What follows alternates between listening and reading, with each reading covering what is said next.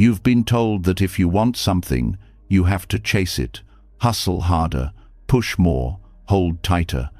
But if that were true, why does chasing leave you exhausted, anxious, and still empty-handed?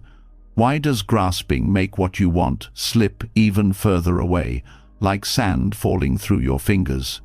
The truth is, not everything is meant to be forced. What is truly yours does not need you to beg, fight, or suffer for it. It comes when the time is right, quietly, naturally, like a flower blooming without struggle. Buddhist teachings have whispered this truth for centuries, that peace comes not from control, but from letting go, from trusting life's flow instead of wrestling against it, from learning that attachment is the root of suffering, and detachment, the gentle art of release, is the doorway to freedom. Tonight, as you listen, you'll feel something shift. The restlessness inside you will begin to soften. The grip of fear, of what if, of endless wanting, will start to loosen. And in its place, a calm space will open. A space where trust can grow, where you can finally breathe again. This is not about giving up, it's about waking up. It's about realizing that what is meant for you will arrive in its own time, and what isn't was never yours to carry. So, are you ready to set down the weight? Are you ready to let life unfold without force? Then let's begin. When the truth of letting life flow naturally begins to settle in your heart, a new question quietly rises. How do you actually live this teaching without becoming cold, distant, or careless? Many people hear the word detachment and mistake it for not caring, as if freedom means shutting your heart off from the world. This confusion is dangerous because what looks like peace on the outside can easily become numbness inside. The path of Buddhism is not about turning into stone, it is about becoming light. And that is why understanding the fine line between detachment and indifference is one of the most important lessons for spiritual growth. Detachment is the soft opening of the hand that once clenched tightly. It is the ability to hold life gently, to appreciate without clinging, to release without bitterness. Indifference, on the other hand, is the refusal to hold anything at all, the closing of the hand before life even touches it. One arises from wisdom, the other from fear. One expands the heart, the other shrinks it. This subtle difference determines whether your path leads to freedom or to a prison disguised as freedom. When you are detached, you still care deeply. You love, but without trying to possess. You support, but without needing recognition. You listen, but without seeking control. This state allows compassion to flow freely because you are no longer driven by ego. Indifference blocks that flow because it tells you that nothing matters, that the suffering of others is not your concern, that love is optional. A detached person sees pain and responds with kindness, while an indifferent person sees pain and looks away. This is why confusing the two is so dangerous. Indifference wears the mask of detachment, but underneath it is emptiness without depth. The Buddha warned against craving, but he never told us to stop caring. He spoke about the middle way, a path that avoids both extreme attachment and extreme rejection. Detachment is born in this middle ground. You can look at someone you love and let them be free, knowing that love is not ownership. You can face loss with tears in your eyes, yet with peace in your heart, because you do not resist impermanence. Indifference would tell you to shut off those tears, to bury your feelings, to pretend you are untouched. But repressing emotion does not bring freedom, it builds walls. Many people choose indifference because it feels easier. If you care less, you hurt less, or so it seems. But this false comfort comes at a cost. You cut yourself off not only from pain, but also from joy. You may think you are safe, but in truth, you are empty. Detachment asks for courage, because it requires you to feel everything fully while still letting go. It asks you to open your heart wide, even knowing that one day what you love will change or disappear. That courage transforms suffering into wisdom, while indifference leaves you stuck in quiet despair. Psychologists today speak about emotional suppression and its effects on the body. When you push down your feelings, your nervous system carries the weight. Stress rises, anxiety hides under the surface, and depression slowly seeps in. Indifference works the same way on the soul. It suppresses the natural human response to care. Detachment, however, is not suppression. It is transformation. You feel fully, then you release. You grieve, but you do not cling to grief. You celebrate, but you do not clutch at joy. This movement keeps energy flowing, keeps the mind clear, and keeps the body lighter. Spiritual growth depends on compassion. Without compassion, wisdom becomes dry, like a seed never watered. Detachment nourishes compassion because it removes self-centered desire, leaving room for genuine care. Indifference poisons compassion because it convinces you that caring is weakness. A detached person may give generously and then walk away without expectation.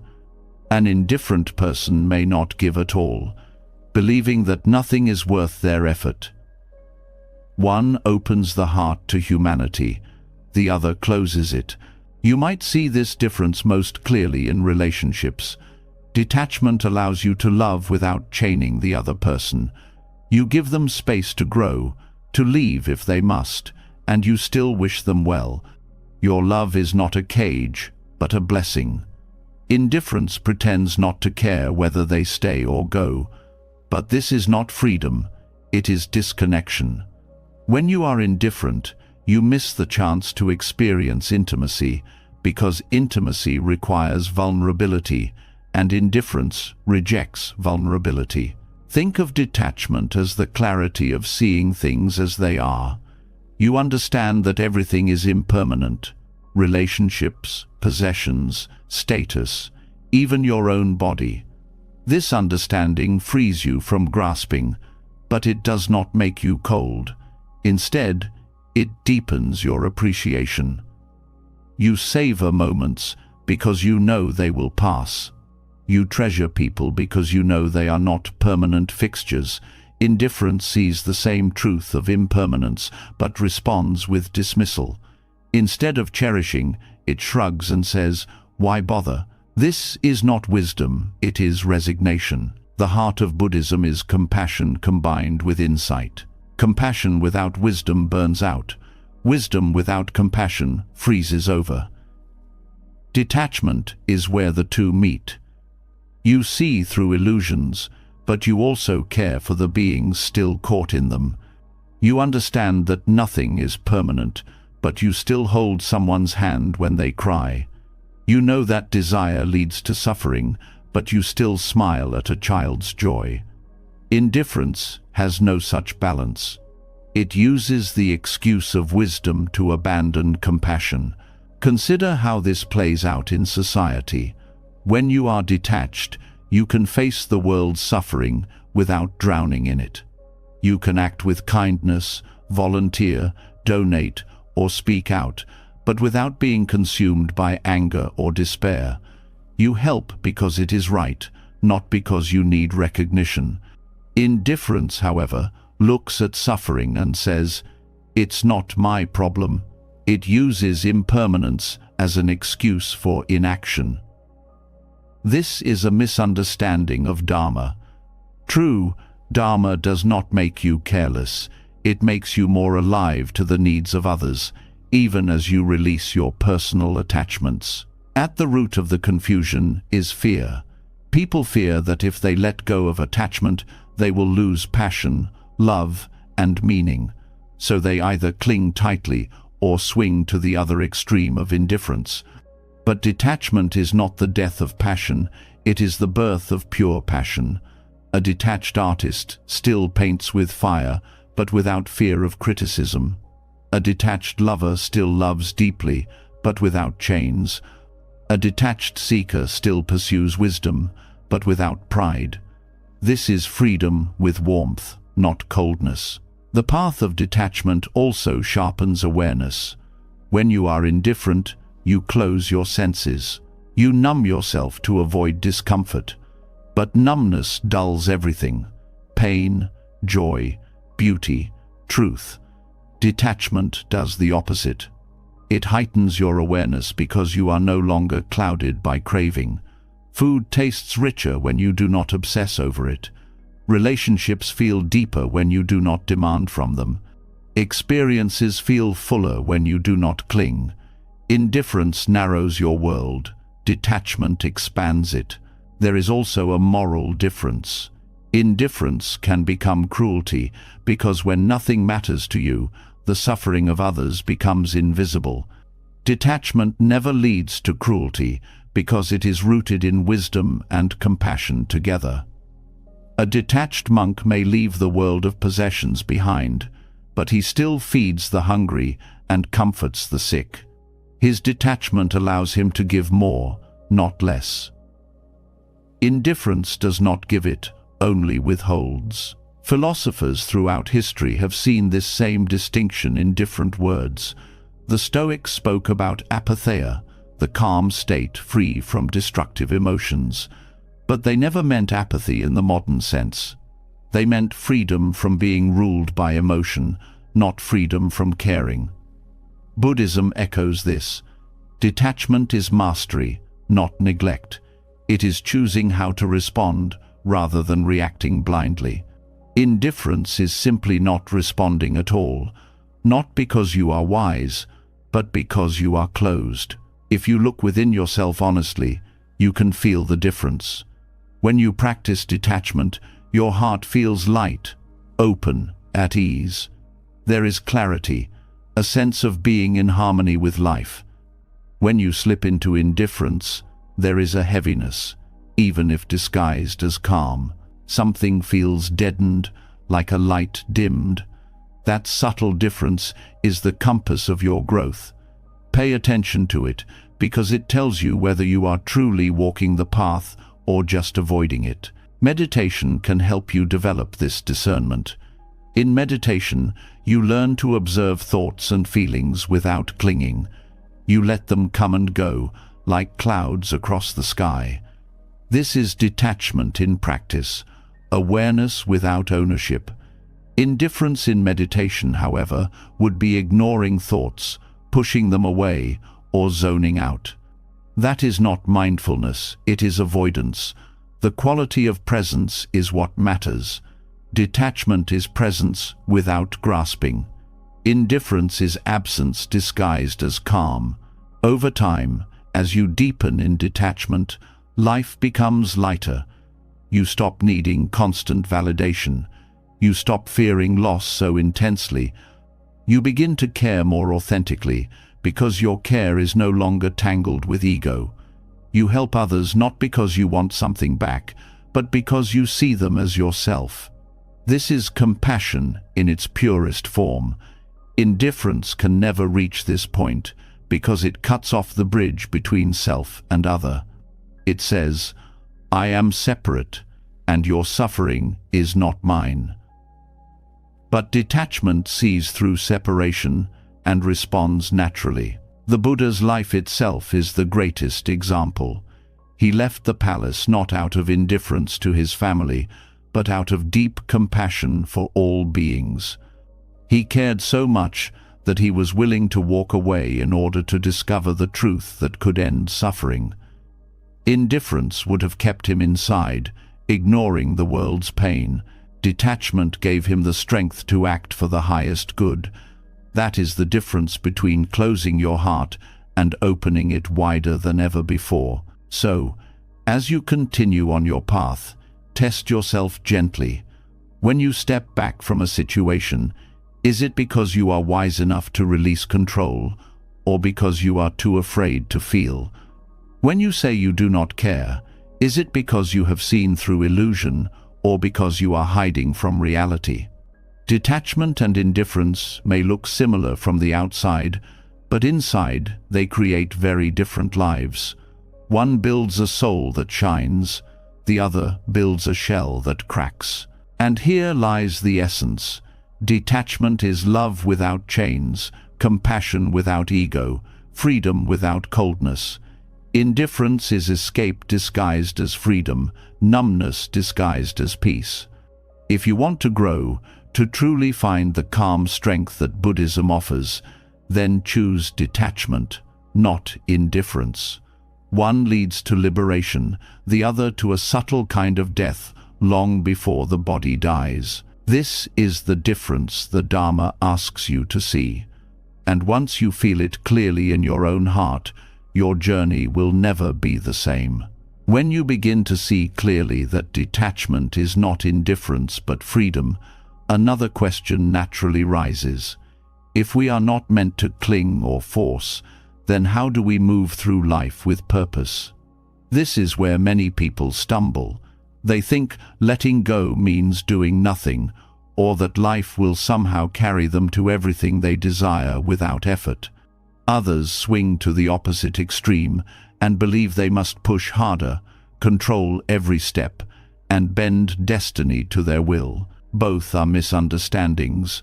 The middle path is found in understanding karma and the natural rhythm of cause and effect. To live wisely is to act without forcing, to plant seeds without pulling at the stem, to trust that what is meant to blossom will do so in its own season. The law of karma is not punishment or reward handed down by some cosmic judge. It is the simple truth that every action has consequences.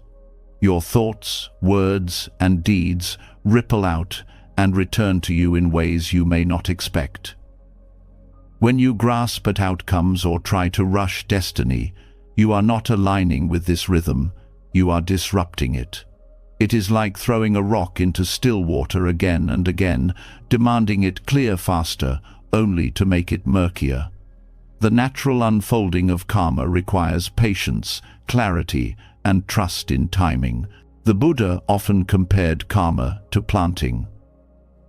If you sow seeds of kindness, compassion, and mindfulness, you cannot demand the fruit tomorrow.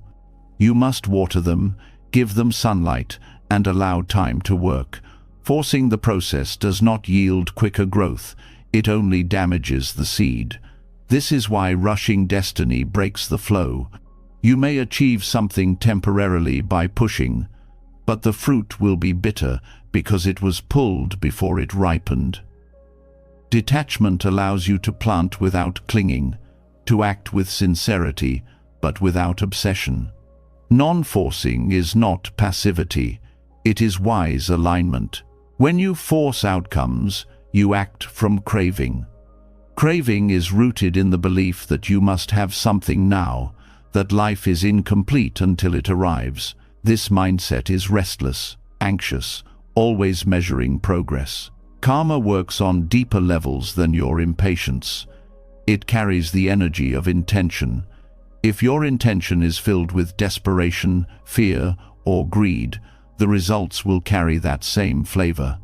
This is why forcing often leads to disappointment. The energy you put into the world is the energy that returns to you. Consider how this applies to relationships. You may desire love so intensely that you push yourself into situations not meant for you, trying to hold people who are not aligned with your path. In the moment, it feels like action, like seizing destiny. But the outcome is strain, conflict, heartbreak. When you allow relationships to unfold naturally, guided by compassion and clarity, what arises is more stable. Karma does not deny you love, but it teaches you that love must grow in harmony, not under pressure. Non-forcing does not mean sitting still with folded hands. It means acting with awareness, planting the right seeds, and then stepping back to let life breathe. Think of a farmer. He tills the soil, plants, waters, protects the field, but he does not stand over the crops day and night, demanding they grow faster. He trusts the process. This is the art of karma. You act skillfully, you release control, you trust the unfolding. When you force, you dig up the soil repeatedly, ruining what you planted. The rhythm of karma is subtle. Many times, you cannot see the results of your actions immediately. This is where faith and patience enter. The mind that forces cannot bear waiting, because waiting feels like emptiness. But waiting in alignment with Dharma is not empty, it is fertile. Every moment of patience is nourishment to the seed. When you rush, you uproot your own potential. When you trust, you align with a deeper order. Modern life teaches the opposite. We are told that if we hustle enough, grind endlessly, and never stop pushing, we can control everything. But look at the exhaustion, the anxiety, the disconnection this creates. The law of karma is not impressed by hurry. It responds to the quality of your actions, not the speed of your demand. Forcing outcomes breaks harmony because it comes from ego. The ego does not trust timing. The ego believes it must shape the entire universe. Karma is impartial. It does not bend to ego. It unfolds according to cause and effect, not impatience. There is also a deeper spiritual harm in forcing destiny. It feeds the illusion of control. You begin to believe that your will alone determines reality, that you are separate from the larger flow. Buddhism teaches interdependence. Nothing exists in isolation. Everything arises from countless conditions. Forcing outcomes ignores these conditions, tries to push without harmony. The result is resistance, conflict, and suffering. Non-forcing acknowledges interdependence. It acts wisely within the web of causes, not against it. This does not mean that effort has no place. Right effort is part of the Eightfold Path. But right effort is not frantic pushing. It is balanced, mindful, purposeful. It is like guiding a boat with the current rather than paddling furiously against it. When you force, you exhaust yourself and drift further from shore. When you align, you travel farther with less struggle. This is the secret of non-forcing. Effort guided by wisdom, not by desperation. Think of times in your life when things came naturally, without strain. Perhaps an opportunity appeared when you least expected it, or a friendship grew effortlessly. This is the flow of karma meeting your readiness. Forcing would have blinded you to these openings because you would have been too busy chasing another door. The rhythm of life offers what is right when conditions are ripe. Non-forcing keeps you open to receive. The danger of rushing destiny is also that you often do not know what you are rushing into. The mind imagines that one outcome will bring happiness, but because it clings so tightly, it cannot see the whole picture. You may achieve what you wanted, only to discover it is empty. Karma does not deny you what you chase, but it reveals its true nature once obtained. If you act without wisdom, your forced outcomes become teachers of suffering. When you act with detachment, what unfolds, whether gain or loss, becomes nourishment for awakening. Every spiritual tradition has spoken of timing. In Buddhism, right timing is not about luck, but about harmony of causes and conditions. Forcing ignores timing, like trying to harvest in winter. You may gather something, but it will not sustain you. Non-forcing is trusting that spring will come when it is meant to, and preparing your heart in the meantime. This patience is not weakness, it is strength. It takes more courage to trust than to push. The mind addicted to forcing often confuses action with progress. You may feel you are moving because you are busy, but busyness without alignment leads in circles. Non-forcing may look slower, but it moves in harmony. Like water carving stone, it is steady, natural, unstoppable. Forcing may appear powerful, but it burns quickly. Non-forcing endures. This is why detachment is so crucial. Without detachment, your actions are stained with craving. With detachment, you act from clarity. You still work, create, build, love, but you do not demand instant results. You let karma unfold, knowing that what belongs to you will not pass you by. What is not yours cannot be forced into permanence. This understanding brings peace. Meditation reveals this truth deeply. As you sit, thoughts arise and fade. If you force them to stop, they only grow stronger. If you allow them, they pass naturally. The same law applies to life. Forcing the mind brings resistance. Allowing with awareness brings stillness. Karma is like this. Forcing disturbs the water. Non-forcing lets it clear. Over time, you will see that non-forcing is not laziness, but mastery. It takes wisdom to know when to act, and when to wait, when to push, and when to release. Forcing is easier in the short term because it feeds the illusion of control.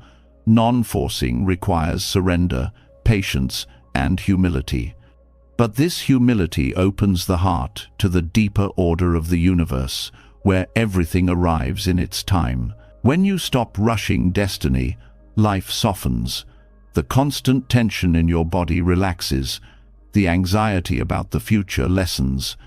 You begin to notice small blessings you once overlooked because you were too busy forcing. Relationships deepen because you are no longer trying to mold others into your desires. Work feels lighter because you act with clarity rather than desperation. This is the fruit of non-forcing. Karma teaches that every moment is both cause and effect. What you do now shapes tomorrow, but tomorrow also depends on countless other conditions. Forcing denies this complexity. It insists that only your will matters. Non-forcing respects the web of causes. It acts with intention, but it allows space for life to weave its own design.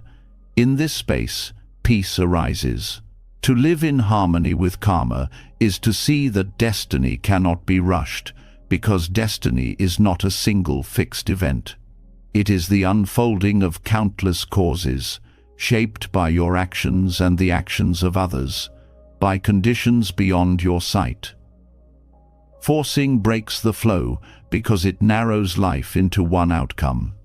Non-forcing opens you to infinite outcomes, each carrying its own lesson. When you embrace non-forcing, you begin to see delays not as failures, but as part of the unfolding. You begin to see obstacles not as punishments, but as teachers. You begin to see timing not as against you, but as guiding you. Karma is not in a hurry. It moves at the pace of truth, not of craving. If you align with it, your journey becomes lighter. If you rush, you will always stumble. The wisdom is clear. Act with sincerity, plant seeds of compassion, trust timing, release control. Forcing only creates friction, but non-forcing creates flow.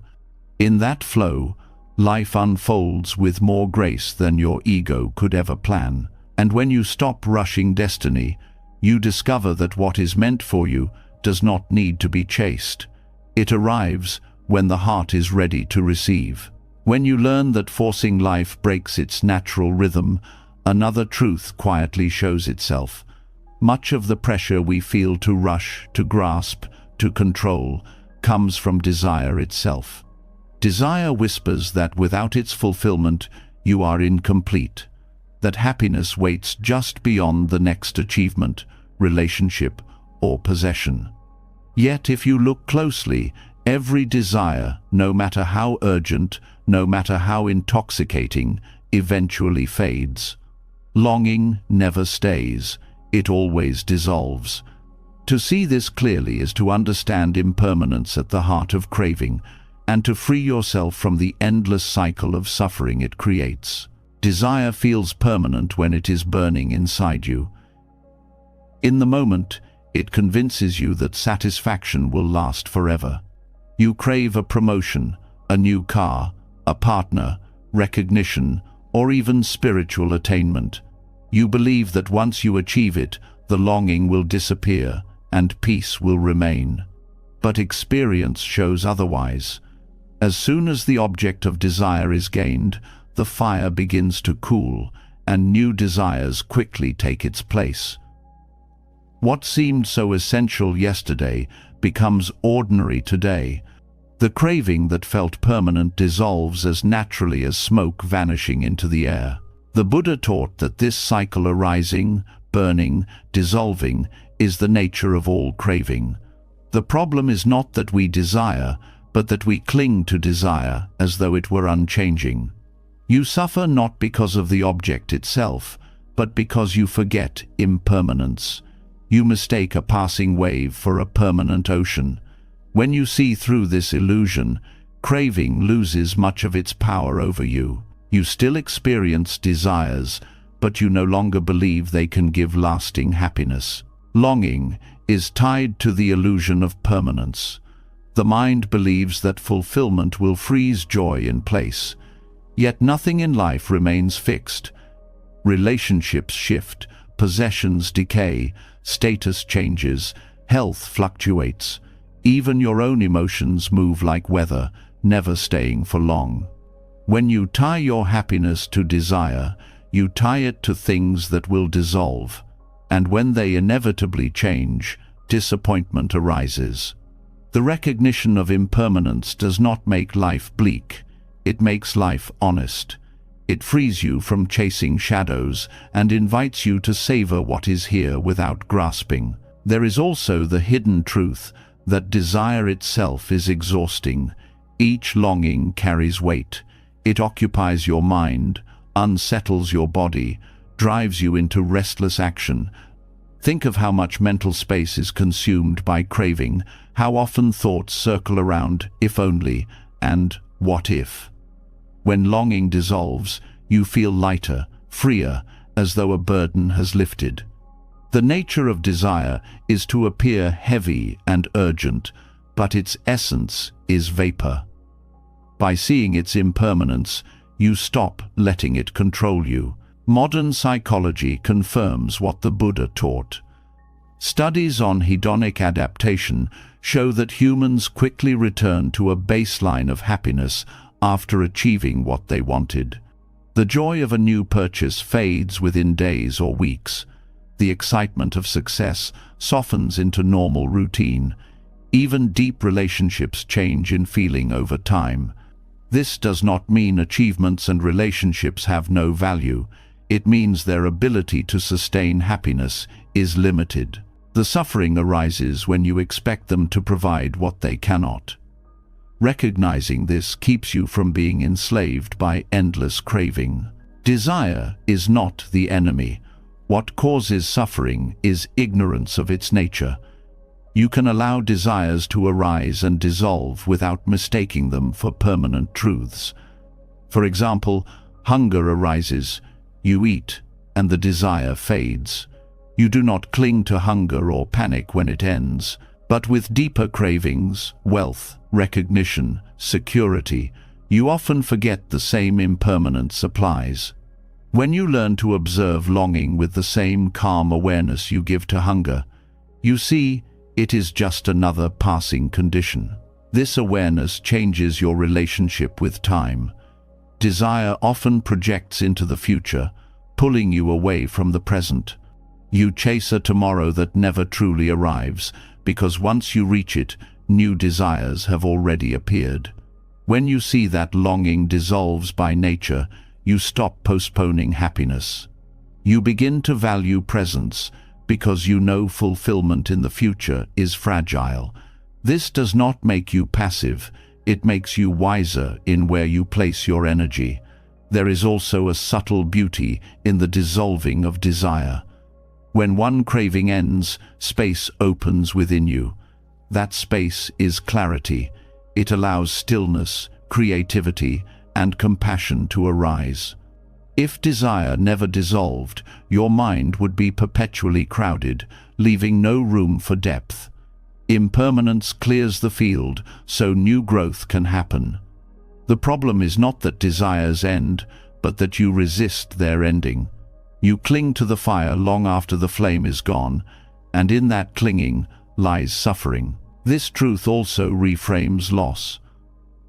Often, what you long for is not just gain, but the prevention of loss, keeping youth, keeping security, keeping loved ones close forever. But here too, impermanence rules. Longing for what cannot remain only deepens pain. To see impermanence clearly does not mean you stop caring. It means you stop fighting reality. You can love fully while it lasts, grieve honestly when it changes, and release without bitterness. The dissolving of desire teaches you to value each moment, not as a possession, but as a gift. Meditation reveals this with direct clarity. Sit quietly and watch the mind. Desires appear like waves, a thought of food, a memory of affection, a fantasy of success. Each feels real, urgent, necessary. Yet if you do not feed them, they pass on their own. Some dissolve quickly, others linger, but all eventually fade. This is impermanence in action. You begin to see that craving is not a permanent fire, but a flickering flame. Observing this reduces attachment, because you realize you are not bound to chase every longing. Spiritual practice deepens when you stop identifying with desire.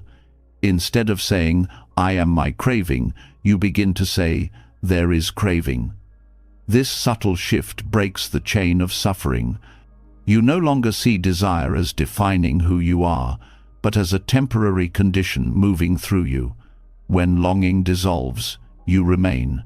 This recognition is freedom. The nature of desire also teaches humility. Longings are often contradictory. At one moment, you crave solitude. At another, connection. At one moment, you want stability. At another, adventure. If you chase each with equal intensity, you are torn in pieces. Seeing that desires are impermanent helps you resist taking them too seriously. They are winds that blow through the mind, not eternal truths. Humility arises when you realize you do not need to obey every wind. This truth has profound implications for compassion. When you understand that your own cravings dissolve, you see that others are also caught in the same cycle.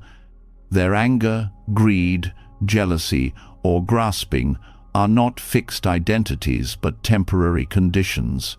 This insight softens judgment and increases patience. You know that just as your longing fades, so will theirs. You respond with kindness instead of harshness, because you see impermanence working in all beings. Non-attachment does not mean rejecting desire completely. It means walking with it wisely. You let longing arise, you see its nature, and you release it when it dissolves. In this way, desire becomes a teacher rather than a master. Each longing shows you impermanence in action. Each dissolution reminds you of freedom. If you cling, you suffer. If you observe, you learn. When you align with this truth, your life changes. You no longer chase endlessly after the next achievement or possession. You engage with the world, but without illusions. You enjoy what you have without demanding it last forever. You work toward goals, but without the desperation of needing them to define you. This balanced relationship with desire is what reduces suffering. It does not eliminate the natural arising of longing. It transforms your response to it. In the end, desire always dissolves, whether fulfilled or unfulfilled. This is its nature. To forget this is to suffer endlessly. To remember this is to taste freedom. The Buddha's teaching of impermanence is not abstract philosophy, it is daily reality. The more you see it, the less you cling. The less you cling, the lighter you walk.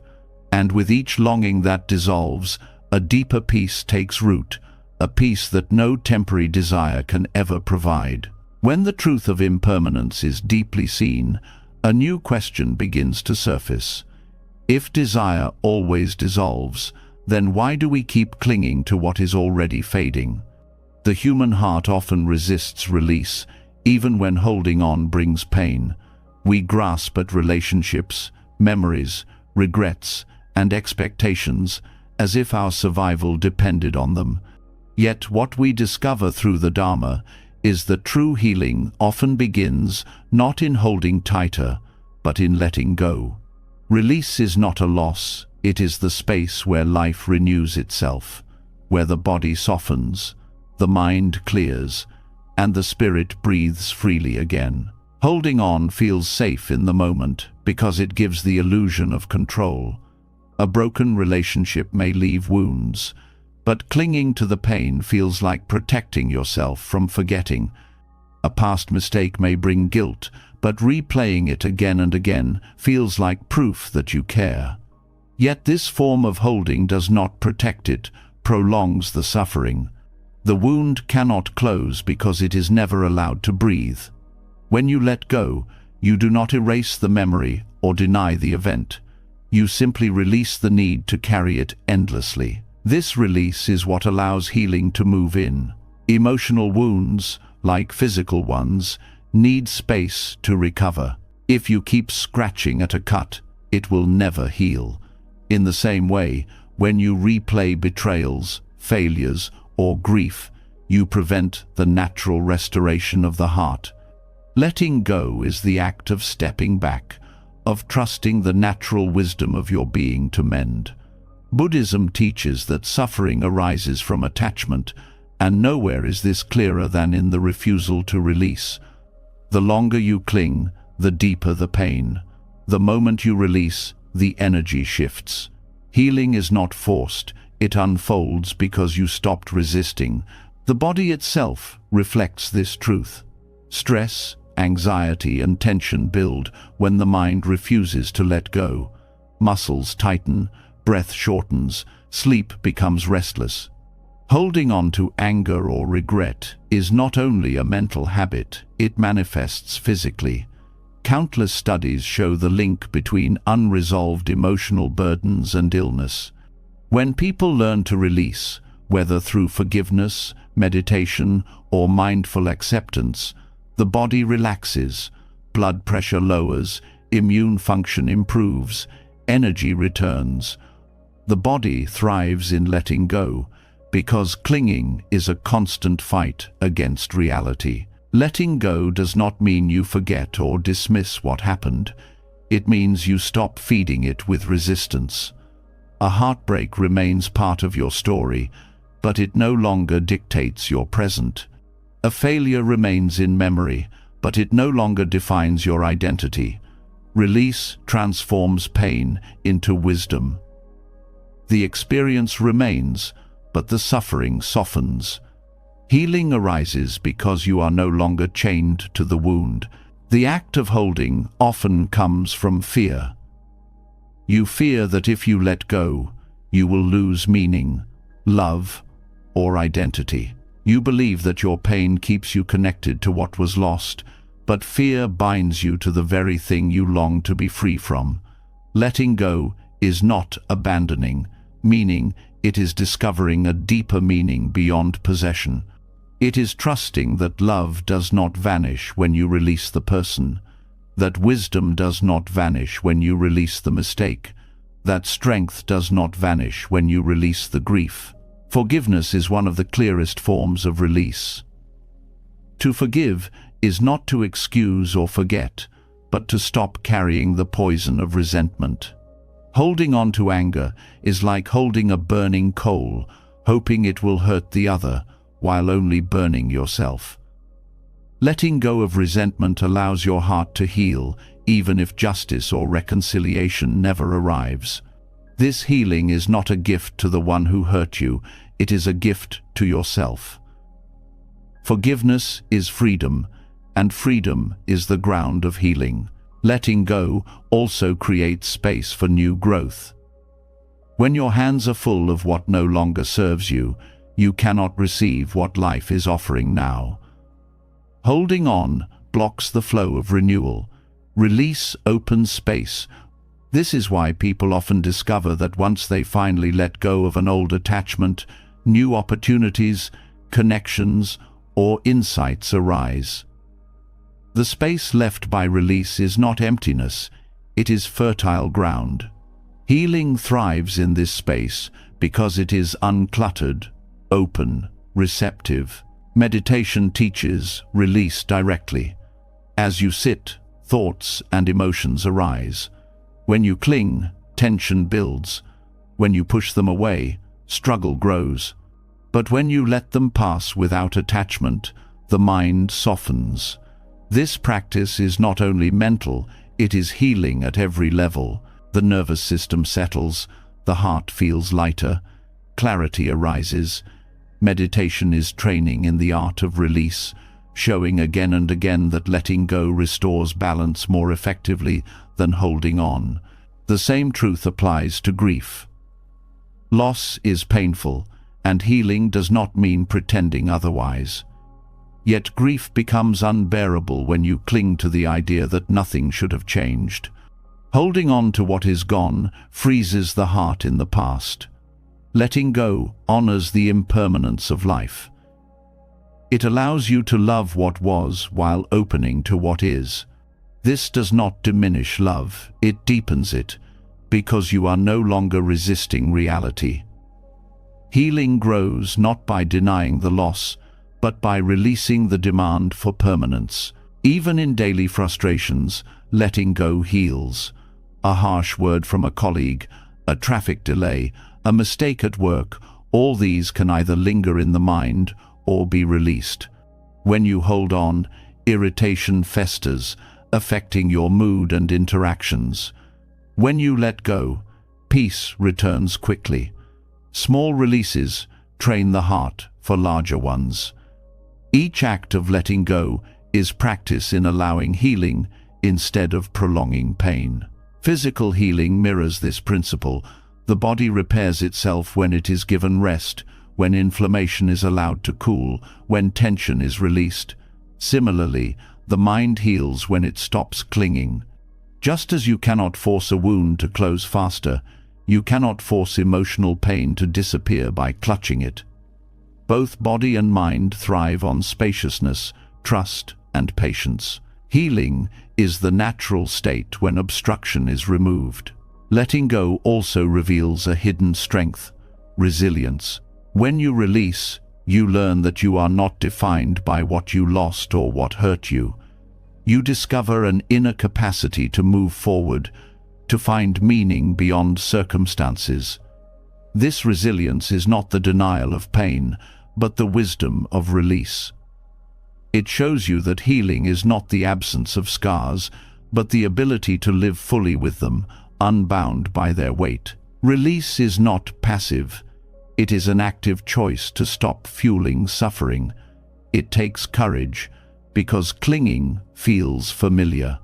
Yet every act of letting go is an act of trust. Trust that life continues, that the heart can mend, that healing is possible.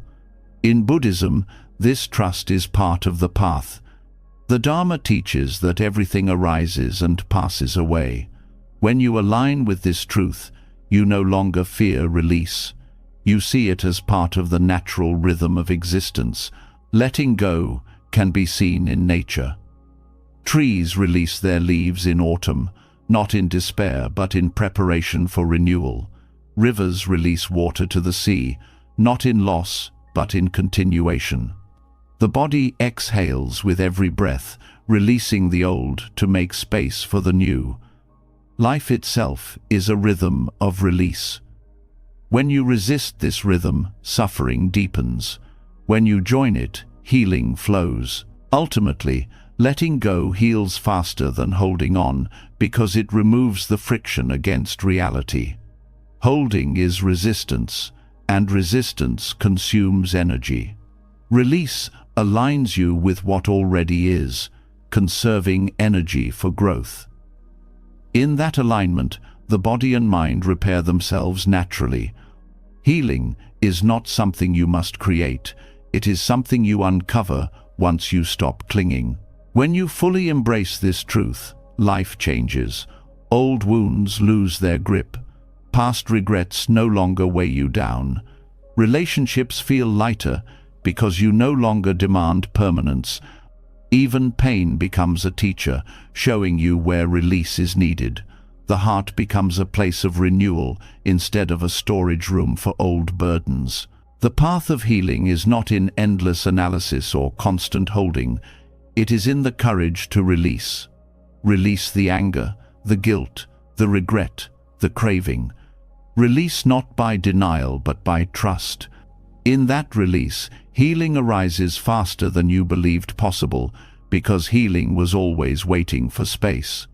And when you live this way, you discover that letting go is not a weakness but the deepest medicine, restoring both body and soul with every breath of freedom.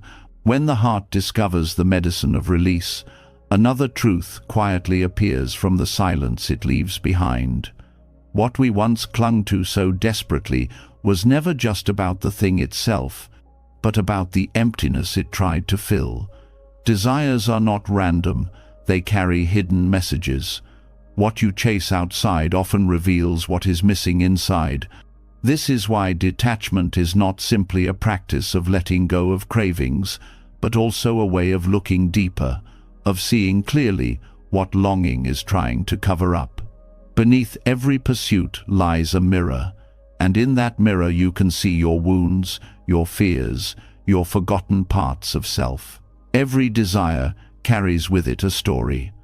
The pursuit of wealth may not be about money itself, but about the hunger for security, the wish to never feel vulnerable again. The chase for recognition is not just about status, but about the craving to be seen, to be valued, to be enough. The longing for romance is not only about connection, but often about filling an inner loneliness that has been there for years. To see desire in this way is to understand that the object of the craving is secondary. What it points to within you is the true lesson. Without this insight, you chase endlessly, believing the object will complete you. With this insight, you begin to heal the root emptiness rather than feeding it with endless substitutions. Detachment gives you the distance to see this clearly. When you are entangled in craving, the story it tells feels absolute. If I only had this, then I would be whole. But detachment steps back and reveals another perspective. This desire is showing me where I still feel incomplete. Instead of blindly following the craving, you can learn from it. Each longing becomes a teacher. What you lack reveals itself through what you chase. The practice, then, is not to shame yourself for having desire, but to look at it honestly, as a mirror reflecting your inner state. This mirror of emptiness explains why fulfilled desires rarely bring lasting peace. If the underlying emptiness is not healed, even when you gain what you want, the hunger remains. It may quiet for a moment, but soon another craving arises to take its place. Without understanding, you spend your life decorating the surface of emptiness rather than tending to its depth. Detachment breaks this cycle because it reminds you that no external object can resolve an internal wound. Healing comes not from adding more, but from addressing the emptiness directly. The Buddha taught that craving arises from ignorance, from not seeing clearly. We believe that the world outside can fix what feels broken inside. But when you see through the illusion, craving becomes a doorway into deeper wisdom. Ask yourself, what is this longing trying to cover? What wound is it pointing toward? What fear is hidden beneath this chase?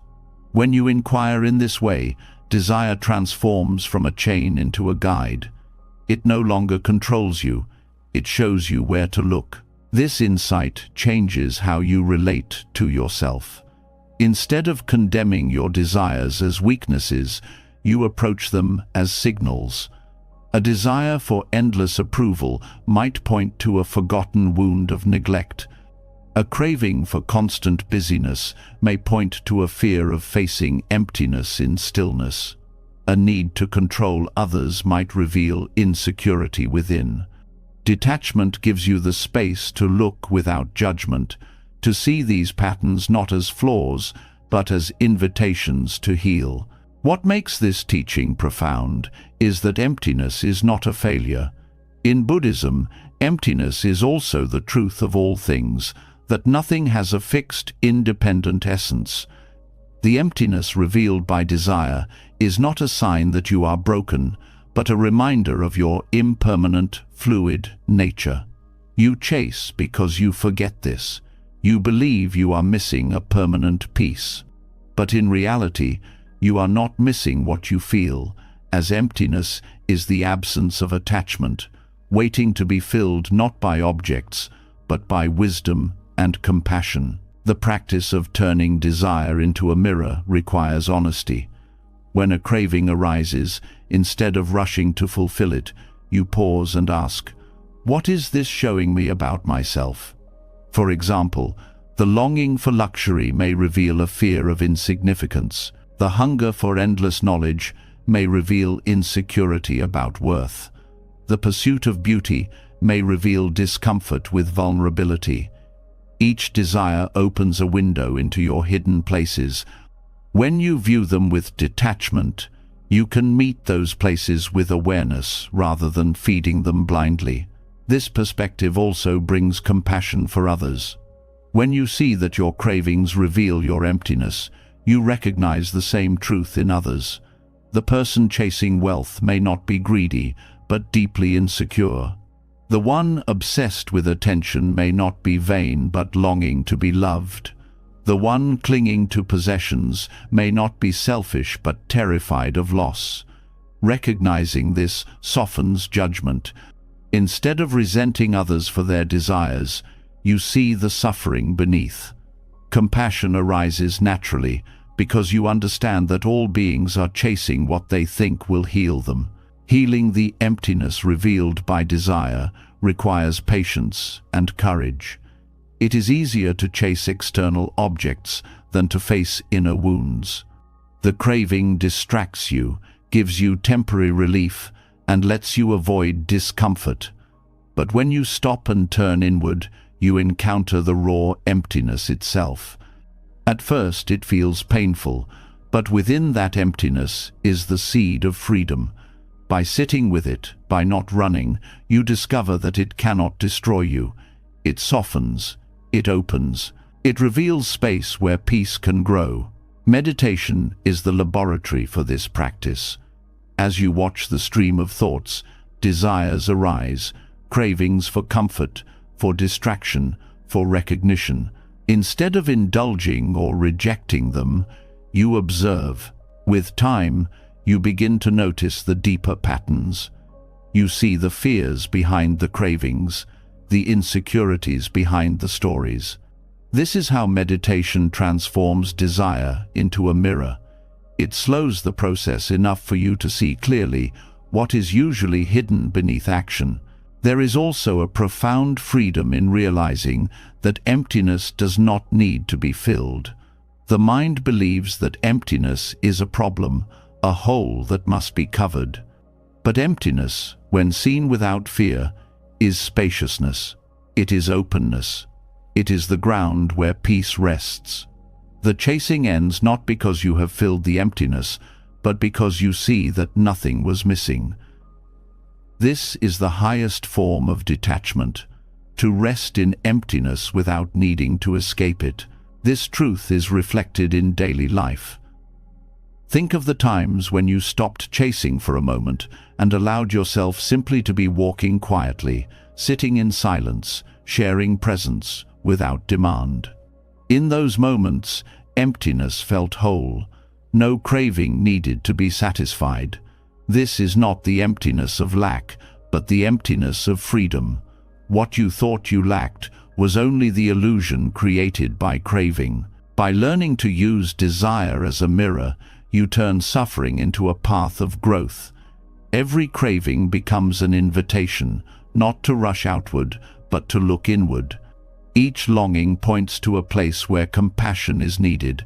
Each pursuit reflects where you still hold wounds. When you meet those wounds with awareness, they begin to heal. The chase loses its power because the inner lack is cared for. What once felt like emptiness now becomes clarity. When this way of seeing deepens, life feels lighter. You no longer exhaust yourself running after illusions. You no longer measure your worth by what you gain or lose. You no longer fear emptiness because you see it as the natural ground of being. The chasing slows, the heart softens, and you begin to live with more presence, more compassion, more truth. The mirror of emptiness is not a threat, it is a gift. It reveals where healing is needed and shows you the futility of chasing shadows. When you stop fearing what the mirror shows, you discover that emptiness is not a hole to be filled, but a space to be embraced. From that space arises wisdom, compassion, and peace. And once you learn this, desire no longer rules you. Instead, it becomes a teacher, guiding you back to the freedom that was always within. When you begin to see that desire is only a mirror for inner emptiness, the question naturally shifts toward action. If chasing creates suffering and clinging reveals wounds, how then should one live in the world? The answer does not lie in withdrawal or apathy, but in learning the art of effortless alignment. Taoist philosophy calls this Wu Wei, often translated as non-doing. It is not about inactivity, but about living in such deep harmony with the flow of life that actions arise naturally, without strain, without forcing, and without resistance.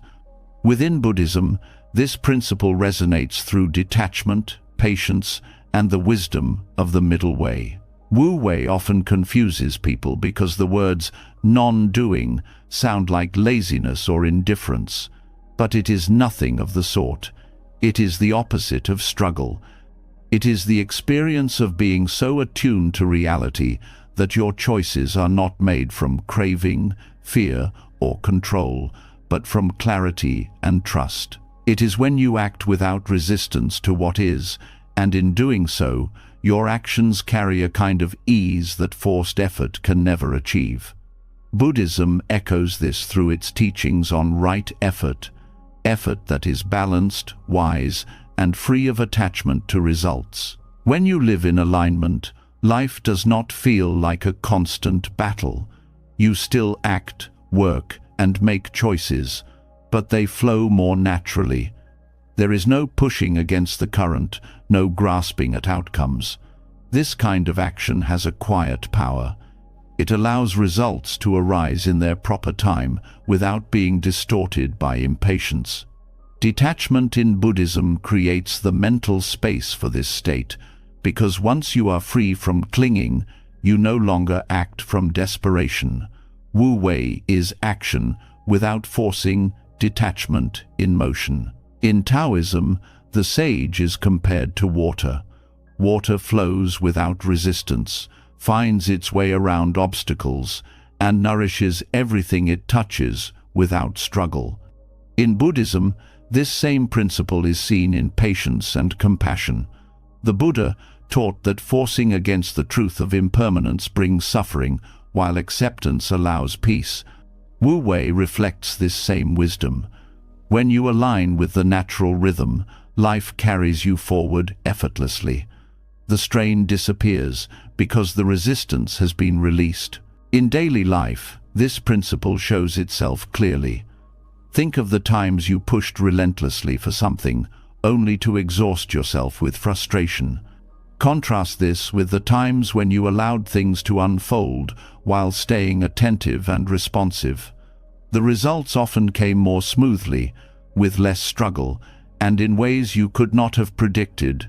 This is Wu Wei in practice, acting when it is time, resting when it is not, and trusting the timing of life. Buddhism calls this patience, not as passive waiting but as wisdom that knows all things ripen when conditions are ready. Wu Wei is also about clarity of intention. When you act from craving, your choices are clouded, restless, and distorted. When you act from alignment, your mind is clear. You respond rather than react. In meditation, this can be felt directly. When you try to force the mind into silence, it resists. But when you sit with gentle awareness, silence comes naturally. The stillness arises not by control but by release. This is the art of effortless alignment. Silence is not forced but allowed. This principle also connects to compassion. When you act with force, even if your intention is good, your action carries strain. You may try to fix others, control outcomes, or impose your vision of what is right. But when compassion flows effortlessly, it does not demand or manipulate. It meets suffering with presence and responds with care that is natural, not calculated. This is why Buddhist detachment enhances compassion. Once you let go of clinging, your kindness no longer seeks reward. Wu Wei is compassion without agenda, pure responsiveness to the needs of the moment. One of the greatest difficulties in human life is the constant belief that we must control everything. Wu Wei dissolves this illusion. It reminds you that life is interconnected, that outcomes depend on countless causes beyond your control.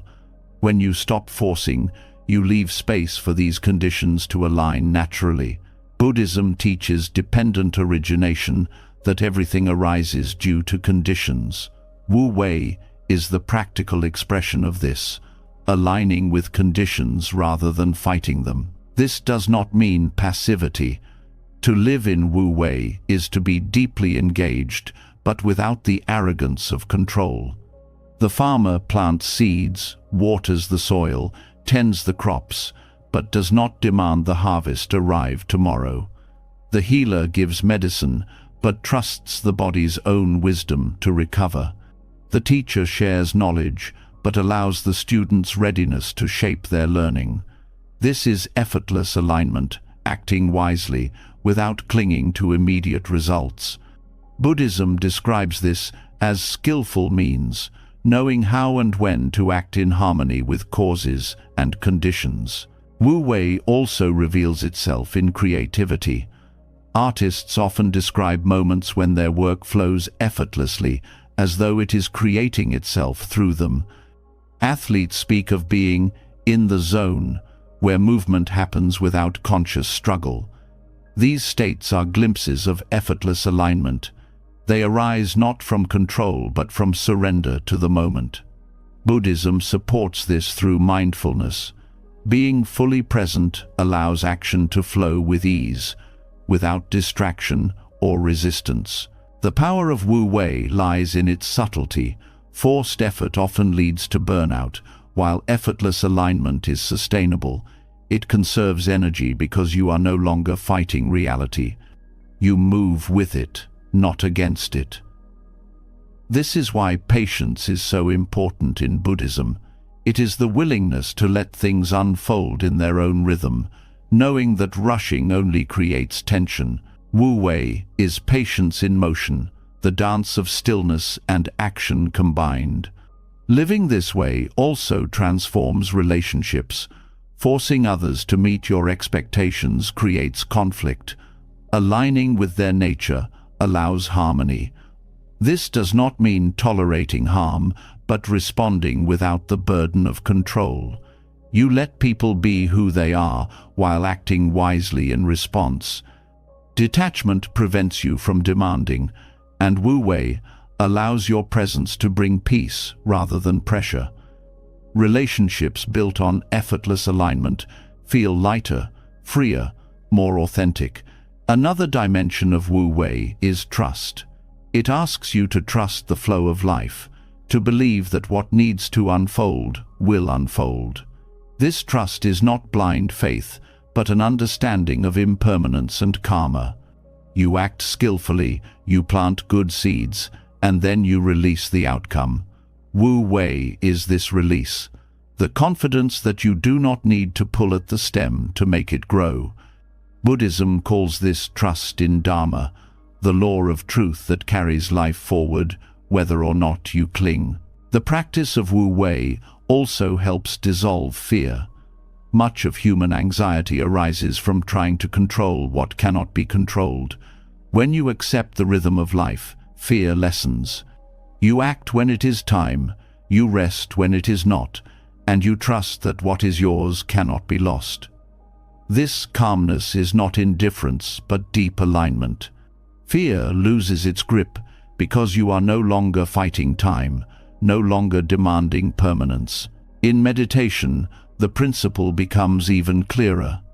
Breath flows naturally. If you try to force it, it becomes uneven and strained. When you let it be, it deepens on its own. Thoughts arise and fade. If you try to suppress them, they multiply. If you allow them, they dissolve. This is the art of non-doing in direct experience. Wu Wei is not about abandoning discipline, but about finding the discipline of ease, effort, that does not feel like struggle. Ultimately, effortless alignment is the natural state of being when attachment is released. Forcing comes from craving and ignorance. Non-doing arises from wisdom and trust. Buddhism and Taoism meet here. Both teach that peace comes not from conquest, but from harmony. Not from control, but from alignment. Wu Wei is the living expression of detachment. It is what happens when the mind no longer grasps, when the heart no longer fears, when action arises from stillness. When you live in this way, life feels lighter. Work does not exhaust you. Relationships carry less conflict. The mind settles into presence. Healing flows more naturally. Opportunities arise without strain. You begin to see that life was never meant to be wrestled into submission. It was meant to be met with clarity and trust. Effortless alignment is not something extraordinary. It is the natural state uncovered when craving ends. This is the quiet power of Wu Wei in the Buddhist context. Not the absence of action, but the presence of harmony. Not laziness, but wisdom. Not indifference, but patience. It is the art of letting life carry you without resistance, while still planting seeds of compassion and acting with care. It is the balance of effort and ease, the union of silence and motion, and once you learn to walk in this way, the struggle fades, leaving space for peace to flow through every step. When life begins to feel lighter through effortless alignment, another burden quietly reveals itself, the unseen weight of expectations. Unlike possessions, which can be put down or given away, expectations cling to the mind and press on the heart. They are invisible contracts we write with the world, with others, and with ourselves, often without realizing it. And yet they weigh more than any physical object, because they bind us to disappointment, frustration, and restlessness. If attachments tie us to things, expectations tie us to illusions, and those illusions block the natural unfolding of life. Expectations feel natural because they grow silently from desire. You expect others to treat you the way you treat them. You expect success to come after effort, love to follow kindness, happiness to arrive after sacrifice. These expectations sound reasonable, but the world does not operate by personal contracts. Life unfolds according to countless causes and conditions beyond your control. When expectation meets reality, conflict arises. The heavier the expectation, the deeper the wound when it is unmet. Unlike possessions, which you can release with practice, expectations live inside your assumptions. They bend perception and bind you to suffering without you even noticing. The Buddha spoke often of craving and clinging as the root of suffering, but within craving lies expectation. The moment you desire something, your mind begins to predict how it should arrive, when it should appear, and what it should look like. This prediction hardens into expectation. When life delivers something different, disappointment follows. What you suffer from is not always the event itself, but the gap between expectation and reality. A harsh word hurts less by itself than by how much it shatters the expectation of kindness. A delay in progress feels heavier, not because of the delay, but because it did not match the expectation of speed. This weight is heavier than attachments to possessions, because possessions are external. You can see them, you can feel them, you can choose to part with them. Expectations are internal and often unconscious. They shape how you see every moment. They dictate how you interpret experiences. They become the lens through which you judge yourself and others. To carry expectations is to carry an invisible cage wherever you go. The bars are not made of objects, but of assumptions about how life should be. One of the most subtle forms of expectation is self-expectation. You expect yourself to be stronger, wiser, more successful, less flawed. These inner demands drive constant dissatisfaction. Even when you achieve something, the mind immediately raises the bar. No achievement ever feels enough, because expectation shifts like the horizon. It recedes as you approach. This inner weight is exhausting, and it robs you of peace. Detachment teaches you to release possessions, but the deeper practice is to release expectations of yourself. Only then can you experience the freedom of simply being. Expectations of others are equally heavy. You expect your partner to love you in a certain way, your friends to understand without explanation, your children to fulfill your hopes, your colleagues to respect your efforts. Each expectation builds a silent condition for your happiness. When others fail to meet it, resentment grows.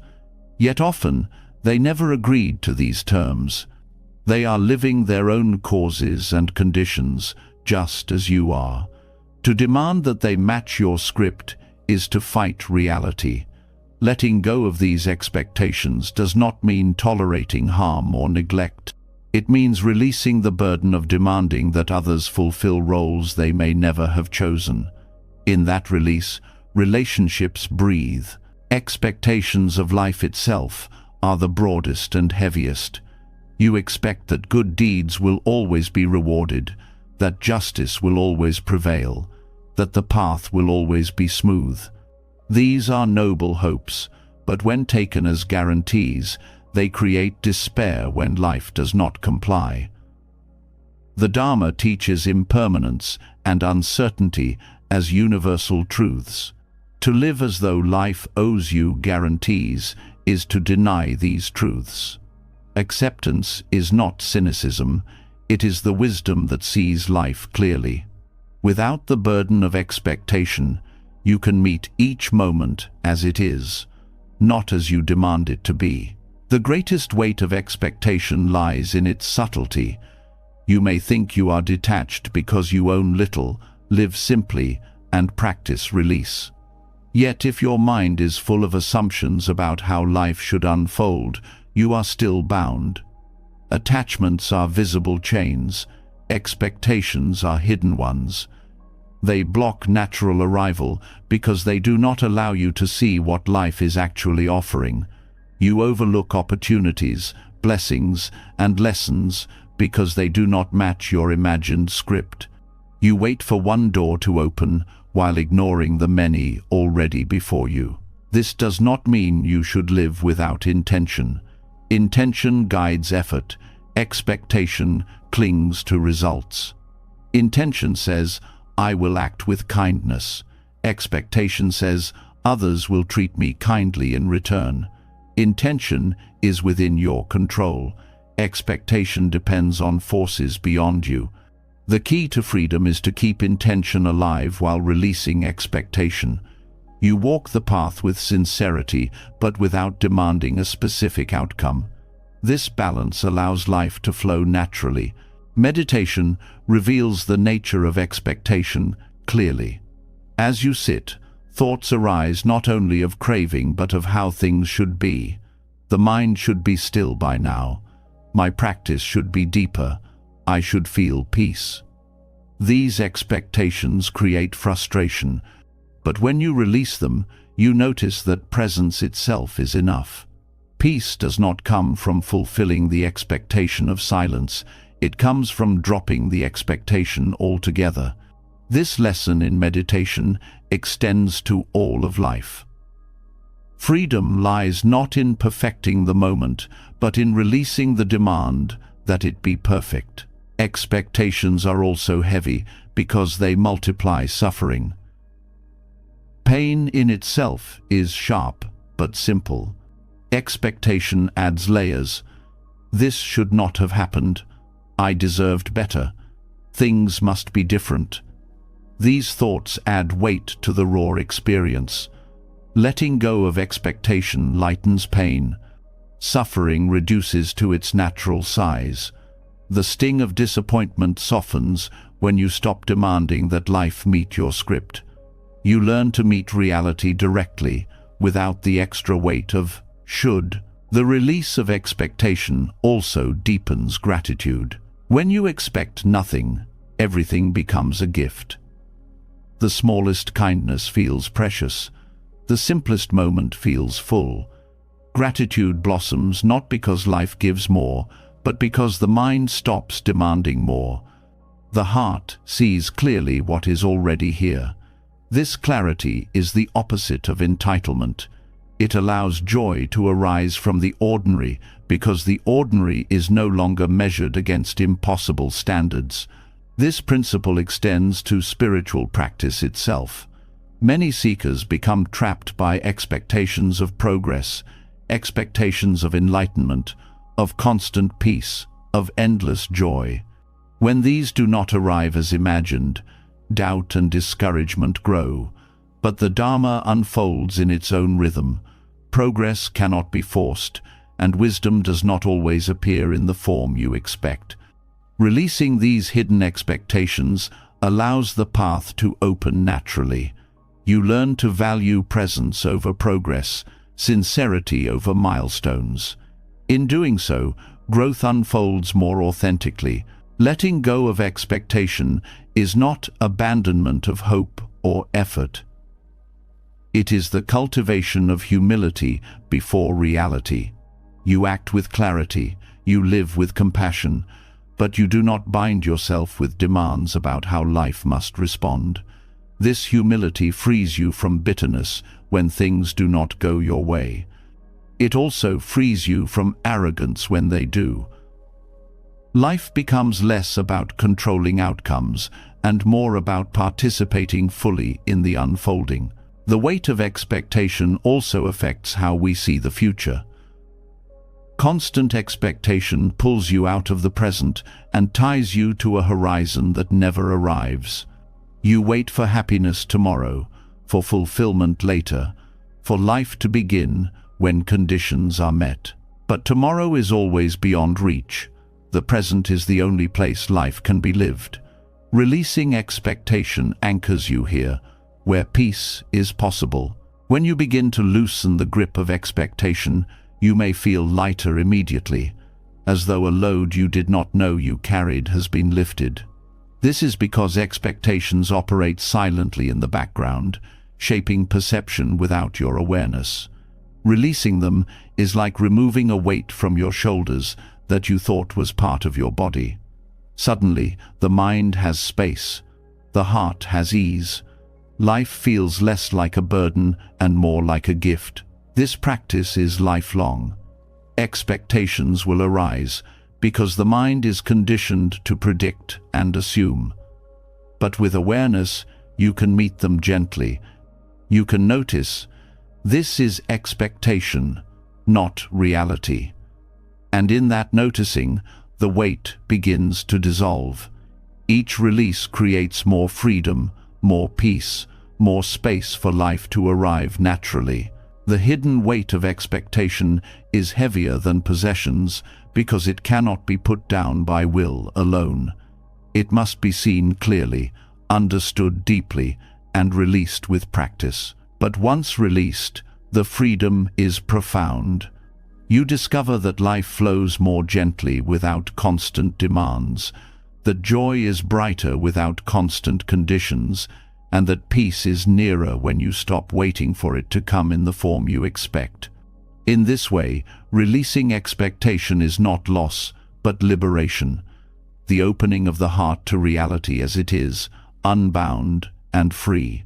When the hidden burden of expectations begins to dissolve, what naturally takes its place is a new quality of being patience. Without the constant pull of things must happen now, the heart has space to rest in trust. But patience in the Buddhist path is far more than waiting quietly for time to pass. It is an active strength, a conscious trust in the unfolding of Dharma, and a deliberate choice not to be shaken by delay, discomfort, or hardship. Patience is not passivity. It is power that arises from understanding reality as it truly is. The Sanskrit word khanti, often translated as patience, is one of the 6 perfections practiced by bodhisattvas. It carries meanings that go deeper than the modern sense of endurance.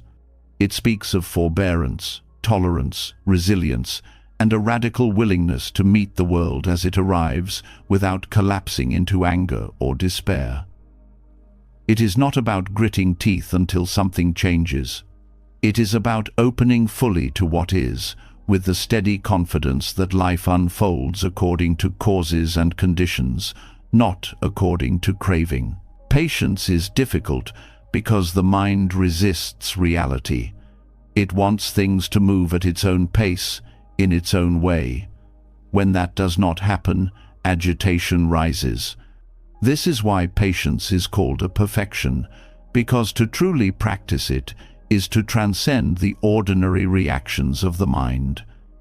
In anger, you believe life is unfair. In impatience, you believe you are entitled to a different moment than the one in front of you. Patience dismantles these illusions by showing you that things take the time they need. To meet them with trust instead of resentment is to live in harmony with truth. Patience is not weakness. It is not surrender to oppression or indifference to injustice. It is strength precisely because it gives you clarity in the midst of difficulty. Anger clouds judgment, and fear narrows vision, but patience holds steady, allowing you to respond wisely. When faced with insult, patience keeps you from striking back in a way that multiplies suffering. When faced with hardship, patience keeps you from abandoning the path in despair. This is why kshanti is considered essential to liberation. Without it, every obstacle would send you spiraling into reaction. In relationships, patience is the difference between peace and conflict. The expectation that others should always meet your needs, change quickly, or understand perfectly creates endless friction. Patience recognizes that people grow at their own pace, shaped by their own conditions. It allows you to support without forcing, to love without demanding. This patience does not mean tolerating harm or abuse. It means responding from wisdom rather than from reactive anger.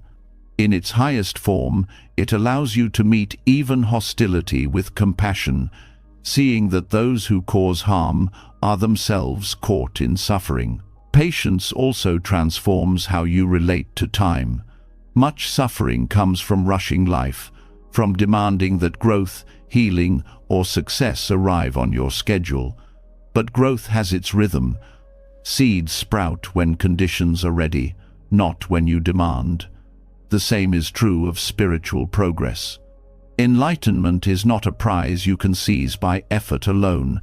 It is the unfolding of understanding when the mind has been cultivated properly. Patience allows you to keep practicing with sincerity without demanding results. This steady devotion is more powerful than restless striving. The Buddha himself emphasized patience as the greatest ascetic practice. While others sought liberation through extreme deprivation, he saw that the ability to remain steady in the face of pain, insult, and delay was the true test of strength. To sit calmly when insulted, to endure hardship without hatred, to walk steadily when the path is long, this is the perfection of kshanti. It is easy to appear strong in moments of triumph, but patience is the quiet strength that sustains you through every season, not just the favorable ones. Patience is also an expression of wisdom. To be patient is to recognize that all things are impermanent. Anger flares, then fades. Suffering rises, then passes. The storm never lasts forever. Knowing this, you can meet difficulty without despair, because you trust its transient nature. You no longer fight to escape every discomfort immediately. You rest in the knowledge that time itself carries change. This trust turns what feels unbearable into something manageable. It does not eliminate pain, but it prevents pain from turning into suffering. In meditation, patience is the foundation. The restless mind wants stillness instantly. The practitioner expects calm in minutes.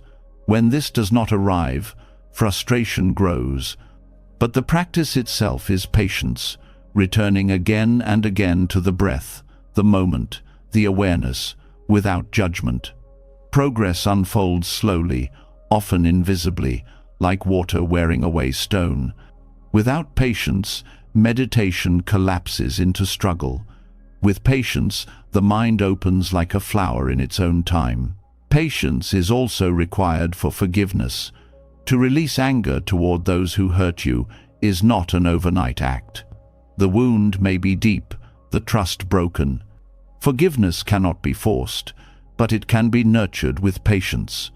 Each time anger arises, you meet it without feeding it. Each time resentment returns, you observe it without judgment.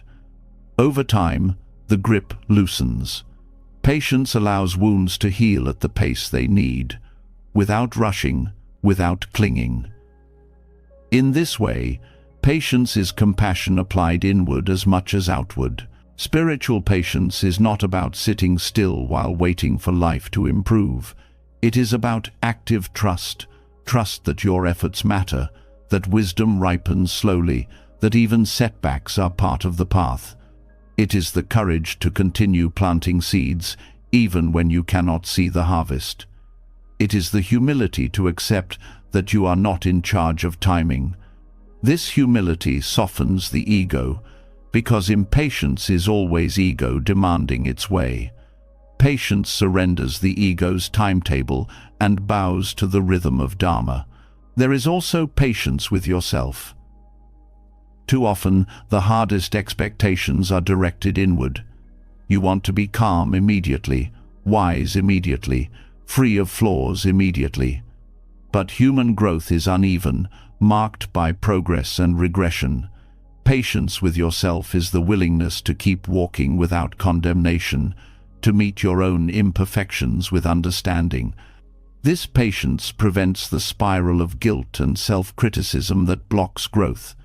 It allows you to see yourself as a work in progress, worthy of compassion at every stage. Patience also expands perspective. When you are impatient, the mind narrows to the immediate discomfort. Patience widens vision, reminding you of the bigger picture. You see that difficulties are temporary, that growth requires time, that truth is not revealed all at once. This broader vision brings peace because it reduces the urgency of every moment. You no longer demand instant resolution. You see the value of process. The perfection of patience is not easy. It requires practice in small things as well as large. Each moment of irritation is an opportunity to cultivate it. Waiting in line, facing delays, enduring criticism, all become practice grounds. Instead of reacting with anger, you can breathe, observe, and let the feeling pass. Each act of patience strengthens the mind. Over time, it becomes natural. What once agitated you deeply no longer disturbs you. This is not repression, it is mastery. In society, patience is often undervalued. Speed, productivity, and immediate results are glorified. But spiritual patience offers a deeper success. It builds resilience, peace, and clarity. It allows communities to resolve conflict without escalating violence, to endure hardship without despair, to pursue justice without hatred. A world with more patience is a world with less suffering. Ultimately, spiritual patience is the expression of trust in Dharma. It is the recognition that life unfolds according to truth, not according to personal demand. It is the strength to walk the path steadily, without rushing, without forcing, without despair. It is the gentle but unshakable power that allows the heart to remain open, even in the face of difficulty. To cultivate this perfection is to discover that patience is not waiting for life.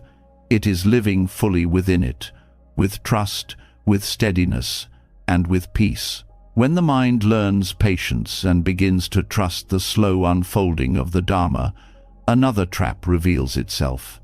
One that pulls us away from both patience and presence, the endless grip of what if.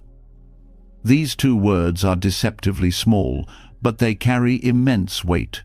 They drag the heart into alternate realities where you replay the past or imagine futures that never come. They create whole worlds of illusion that feel real but exist only in thought. The freedom you long for cannot be found in these phantom landscapes. It can only be discovered here, in the immediacy of this moment, where life is actually lived. The mind drifts easily into what if. You replay mistakes and say, what if I had chosen differently? You rehearse lost opportunities and whisper, what if I had tried harder? You cling to regret and build alternate versions of your life where everything turned out better. Or you project into the future, worrying, what if I fail? What if I lose? What if things go wrong? Each of these thoughts creates a parallel reality, but none of them exist. They bind you to illusions while robbing you of the only reality that does exist, the present. The Buddha described this as part of the wandering nature of the mind. Instead of resting in awareness, the mind travels to past and future, constructing narratives that fuel craving and suffering. When you are caught in what if, you are never free.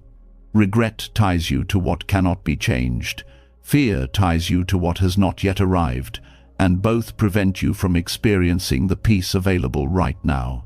Freedom arises when you see these alternate realities for what they are, shadows, not truth, and return to presence.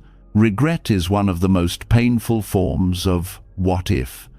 It convinces you that happiness was lost forever because of a wrong choice or missed chance. Yet regret is based on the illusion that life could have unfolded differently than it did. In reality, each moment arises from countless causes and conditions far beyond your control. To believe it could have been otherwise is to deny the law of dependent origination. Life could not have unfolded any other way because it was the precise outcome of everything that came before. Seeing this does not remove responsibility for your actions, but it releases the false belief that clinging to regret can change the past. Regret dissolves when you understand that the only meaningful choice is the one you make now. Fear is another face of what if. It projects disasters that may never occur, chaining you to anxieties about the future. Fearful what-ifs drain your energy, keeping you from acting with clarity in the present. They magnify uncertainty into catastrophe, yet the future is as empty of fixed reality as the past. It is not yet born. To live in constant fear of what might happen is to live in a dream of suffering. The practice of mindfulness cuts through this illusion. When you anchor yourself in breath, in body, in awareness, you see that the feared outcome is not here. The present is always manageable. It is only the imagined future that feels unbearable. The prison of what if is strengthened by comparison. You look at others and think, what if my life were like theirs? You measure your path against their success, beauty, or happiness, and create alternate stories where you are different. But comparison is based on fragments, not truth. You see only parts of another's life and project your own story onto it. The reality you construct is not real, it is a reflection of longing. When you recognize this, you free yourself from envy. You stop measuring your worth against illusions and return to the reality of your own path. The Buddha taught that clinging to thoughts of past and future is a form of suffering because it denies impermanence. The past is gone, dissolved like a dream upon waking. The future is unborn, uncertain, beyond grasp. Only the present breath, the present step, the present awareness is real. To free yourself from what if is to awaken from the dream of illusion and live where life is truly happening. This does not mean ignoring past lessons or refusing to plan for the future. It means learning from the past without being chained to it and preparing for the future without being consumed by it. Healing from what if requires courage because the mind is addicted to its stories. It takes effort to see them as stories rather than truths. Each time regret or fear arises, the practice is to pause and ask, is this real now, or is it only thought? By naming it, you weaken its grip. By returning to the present, you reclaim your freedom. Over time, the mind learns to rest more often in awareness, less often in illusion. Compassion plays a role here as well. Much of the suffering from what if arises from harshness toward yourself. What if I had been better, smarter, stronger? Compassion answers, you did what you could with the understanding you had. Life unfolded as it did. The lesson now is to forgive yourself, to hold the past with gentleness rather than punishment. Compassion allows you to release the chains of regret and use your energy for growth instead of self-condemnation. Letting go of what if also deepens relationships. Many conflicts persist because people replay the past. What if you had treated me differently? What if I had spoken differently? These rehearsals prevent true reconciliation. By releasing alternate versions of the past, you open to the reality of the present connection. You meet the person before you as they are now, not as they were in your imagined stories. This openness creates space for healing and understanding. Meditation is a direct path to freedom from what if. When you sit, the mind will wander to alternate realities. Instead of fighting, you observe, there is regret, there is fear. You return to the breath, to the body, to presence. Slowly, you train the mind to distinguish between reality and illusion. Over time, the wandering lessens. The mind tastes the peace of resting in what is.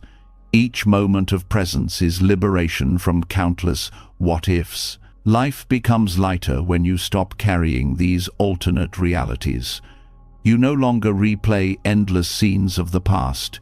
You no longer rehearse disasters of the future. You live with clarity, responding to each moment as it comes. Energy once trapped in illusion becomes available for creativity, kindness, and joy. The freedom beyond what if is not a distant goal. It is the simplicity of being here, unchained by shadows. Ultimately, the Dharma shows that what if is only another form of craving. It craves a different past, a different future, a different self. But craving is always unsatisfied because it clings to what cannot be. Detachment dissolves this craving by showing that life is enough as it is, imperfect, impermanent, but real. When you release what if, you do not lose possibility, you gain freedom. You step out of the endless maze of alternate realities and into the living truth of this moment. This freedom is the essence of awakening.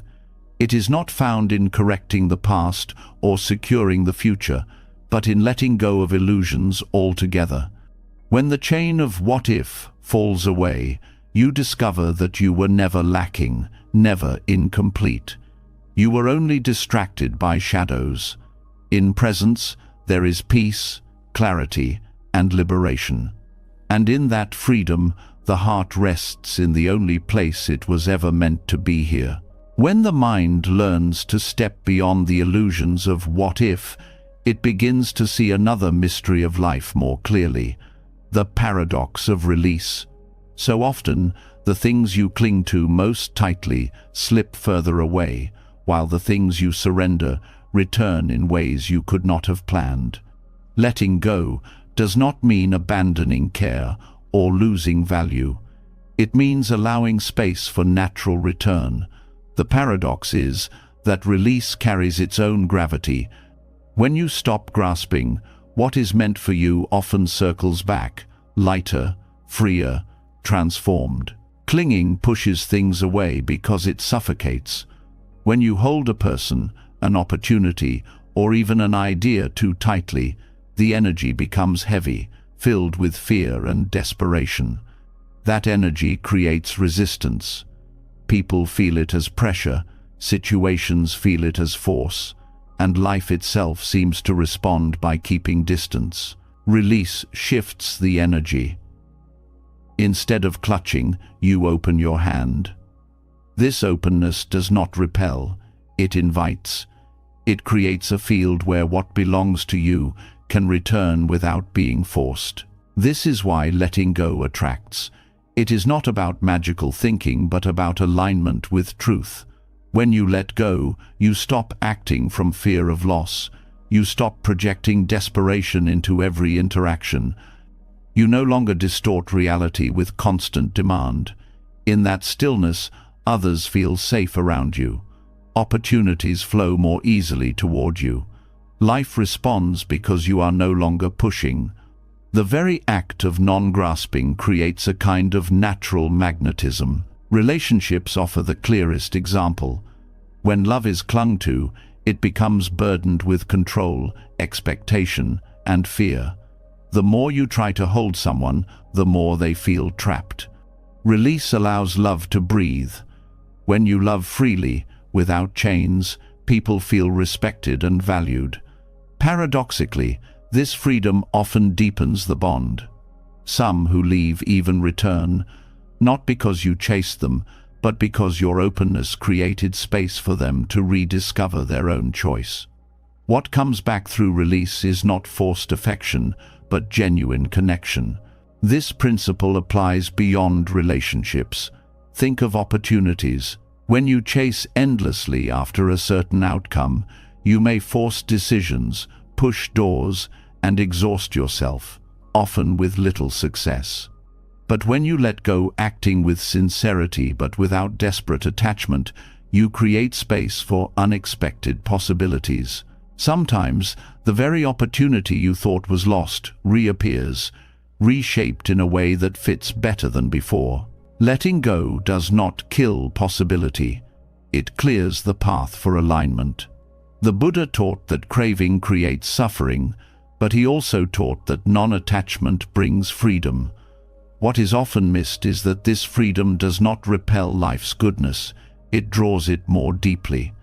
Non-attachment is not indifference, it is the ability to hold life with open hands. When the mind no longer chases, it no longer distorts reality. Life then meets you in its natural rhythm.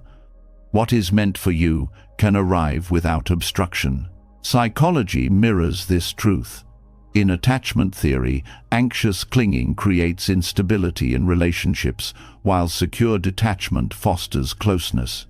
In energy psychology, desperation is experienced as repelling, while calm presence feels safe and attractive. Letting go shifts your energy from fear to trust. Others sense this shift, even if unconsciously. Life itself reflects it, because your actions are no longer driven by panic, but by clarity. Letting go is not giving up effort. You still plant seeds, take steps, and live fully, but you release the demand that results arrive exactly as you imagine. This surrender opens doors you could not have forced. Many people discover that once they stop obsessing over a goal, progress happens naturally. The job call arrives after they release worry. The creative idea flows when they stop forcing. The healing begins when they stop demanding instant recovery. Release clears the block. There is also a deeper wisdom in this paradox. Often what you cling to is not ready for you, or you are not ready for it. Clinging tries to force timing. Release allows both sides to grow. When things return after letting go, they often return transformed. The relationship that once suffocated becomes healthier. The opportunity that once seemed lost appears in a better form. The dream that once felt impossible arises with clearer direction. What returns through release is not the same as what you let go. It is refined by time and alignment. This principle connects to karma. Forcing interferes with the natural unfolding of cause and effect. Release allows karma to ripen at its own pace. When you let go, you trust that if conditions are right, what is meant will return. If it does not return, you understand it was never yours to hold. Either way, peace is found. The paradox is that release increases the chance of return because it aligns with the natural law instead of fighting against it. The practice of letting go also transforms your inner state. Clinging keeps you restless, constantly measuring, fearing, controlling. Release brings calm, which itself is attractive. Calmness draws people and situations because it feels like safety in a chaotic world. Your energy shifts from contraction to openness, and openness always invites more than grasping. In meditation, this is clear. When you cling to silence, the mind becomes noisy. When you let go and simply observe, silence arises naturally. When you chase peace, agitation grows. When you release, peace comes on its own. This mirrors life itself. What you force resists. What you release finds its way back in its own time. Letting go also reveals what truly belongs to you. Not everything you release will return, and that is part of the wisdom. Some things fall away because they were never aligned with your path. When you cling, you cannot see this clearly. When you release, you allow the test of reality. What stays away was never yours, and what returns is meant.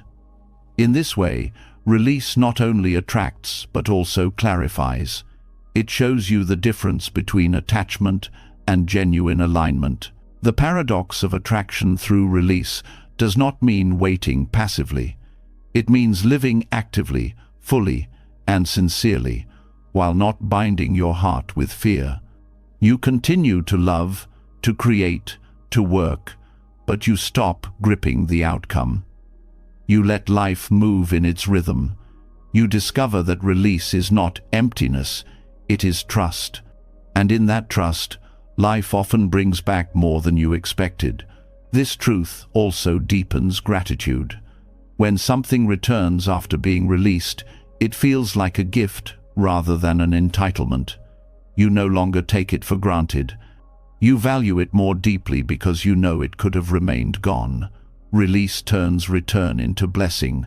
Clinging turns return into obligation. This shift transforms how you hold the people and opportunities in your life.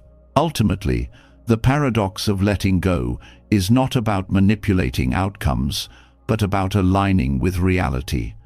You cannot control return, but you can free yourself from suffering. And in freeing yourself, you create the openness through which return becomes possible. Letting go attracts not by force, but by resonance. What resonates with your true path comes back, not as a possession, but as a natural part of your unfolding. The wisdom is simple but profound. Release does not mean loss. It means trust. And in that trust, life has space to bring back what is truly yours, not through grasping, but through alignment. What you let go of may return transformed, or it may not return at all. Either way, you are free, and that freedom itself is the greatest gift, because in freedom, everything you need arrives when it is meant to.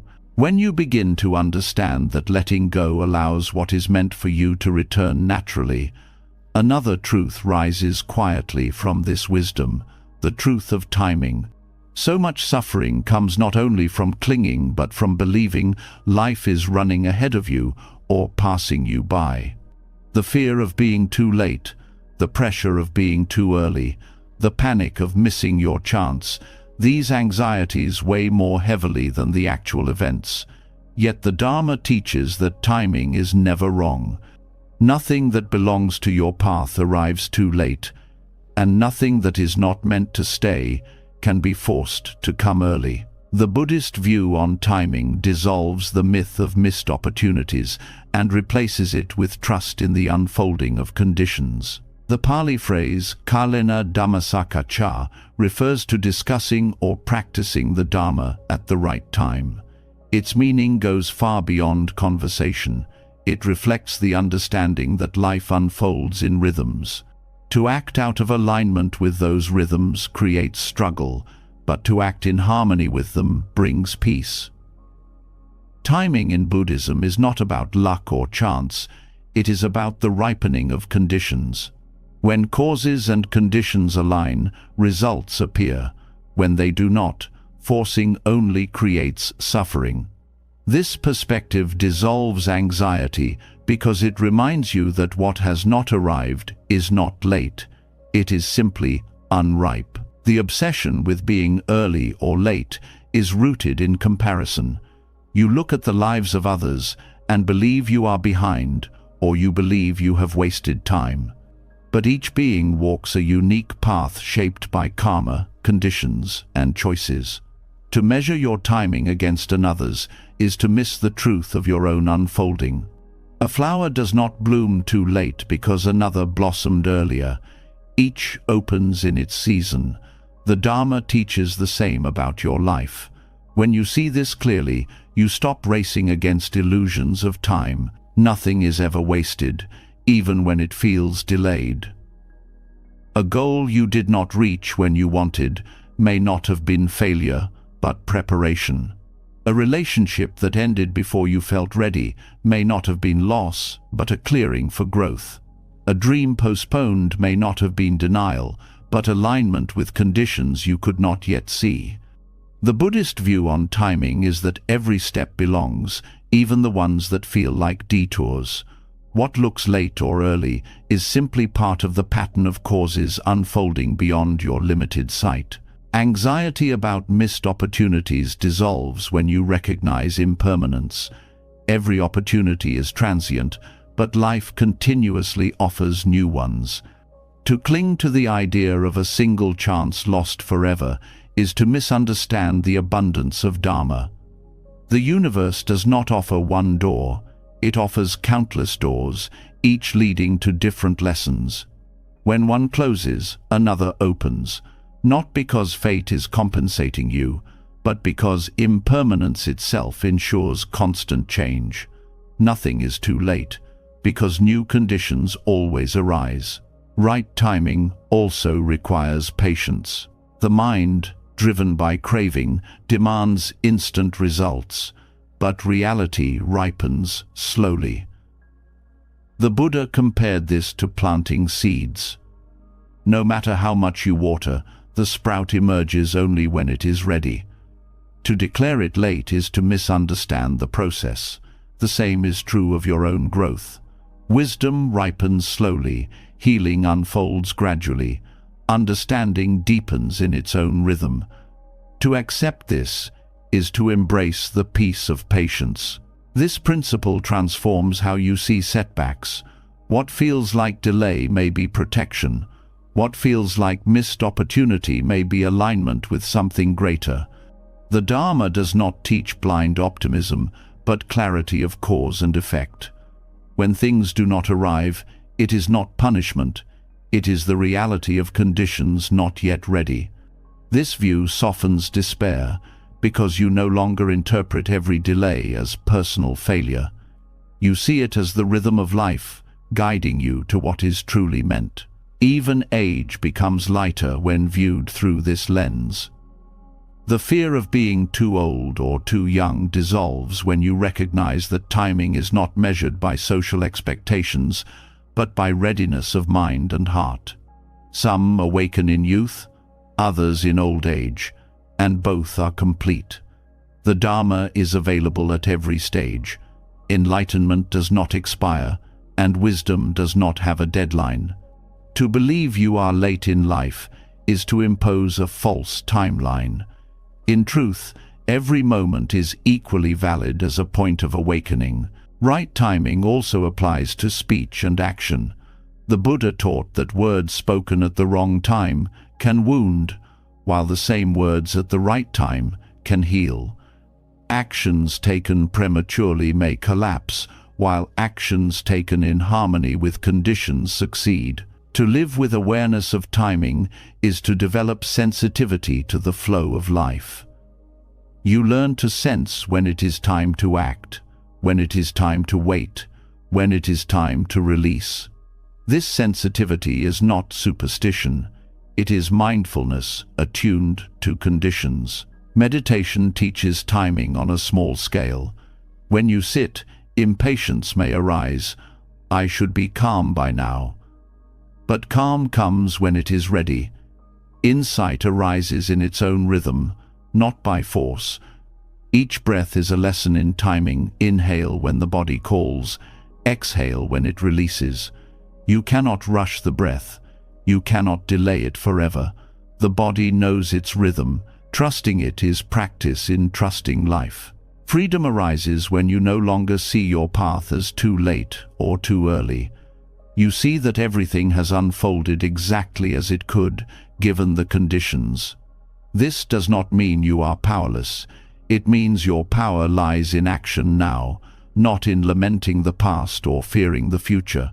You can plant seeds, cultivate causes, and trust that results will ripen when the time is right. This trust is not passive, it is active wisdom. It frees you from anxiety because you no longer demand that life match your timetable. The paradox is that when you release the anxiety of timing, you often find yourself more aligned with it. Without desperation, you notice opportunities you once overlooked. Without the pressure of too late, you step into moments you would have resisted. Without the arrogance of too early, you prepare with patience until the time is ripe. Letting go of the illusion of wrong timing actually makes you more present for the right timing. In this way, the Buddhist view of timing is not about waiting for destiny, but about dissolving the illusion that destiny can be late. The Dharma teaches that all things arise when causes meet conditions. Nothing arrives before its time, and nothing that has passed was ever meant to stay longer than it did. To live with this understanding is to live with ease. Anxiety fades because you no longer measure your life against false clocks. You rest in the rhythm of truth, where every moment is exactly where it belongs. When the truth of right timing begins to settle in the heart, another layer of wisdom becomes clear. Much of the suffering we create comes not from the events themselves, but from our constant attempts to force life into shapes it was never meant to take. The anxiety of too late or too early, often leads to pushing, grasping, demanding outcomes before they are ready. Yet, this very act of forcing creates a subtle form of violence. It is not the violence of fists or weapons, but the quiet self-harm of resisting reality, the friction that arises when willpower tries to dominate the flow of causes and conditions. This friction drains energy, clouds judgment, and erodes inner peace. The violence of forcing is subtle because it hides beneath determination, ambition, and even what appears as discipline. You tell yourself you are being strong, that you are shaping your destiny, but beneath the surface, the body tightens, the breath shortens, the heart hardens. The willpower that forces is not aligned with wisdom, but with craving. It demands results now, regardless of readiness. It refuses to listen to the natural rhythm of life. And each time it does this, it creates small wounds inside, wounds of exhaustion, disappointment, and quiet despair. In Buddhism, this is the distinction between right effort and wrong effort. Right effort is aligned with Dharma. It is steady, balanced, purposeful, and sustainable. Wrong effort is forcing, born of craving and ignorance. It seeks to bend reality instead of harmonizing with it.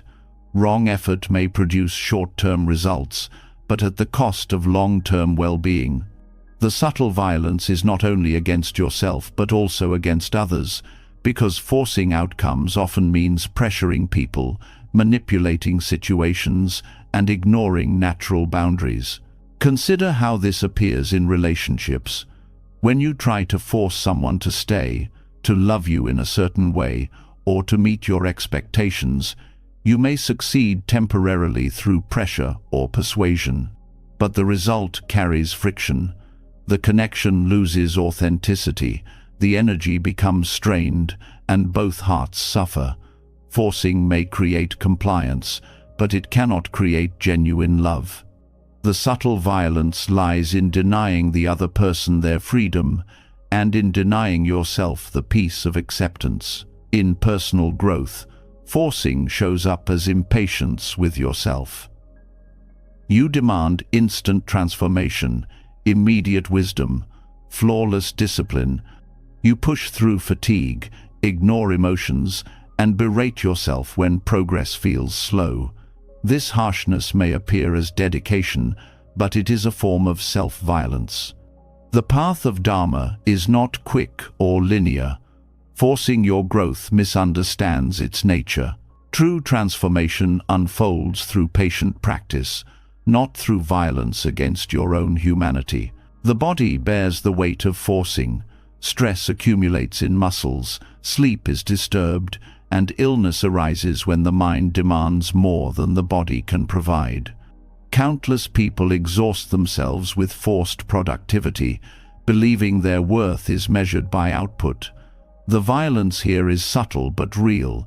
The nervous system is constantly overcharged, and the body pays the price. Letting go of forcing does not mean laziness.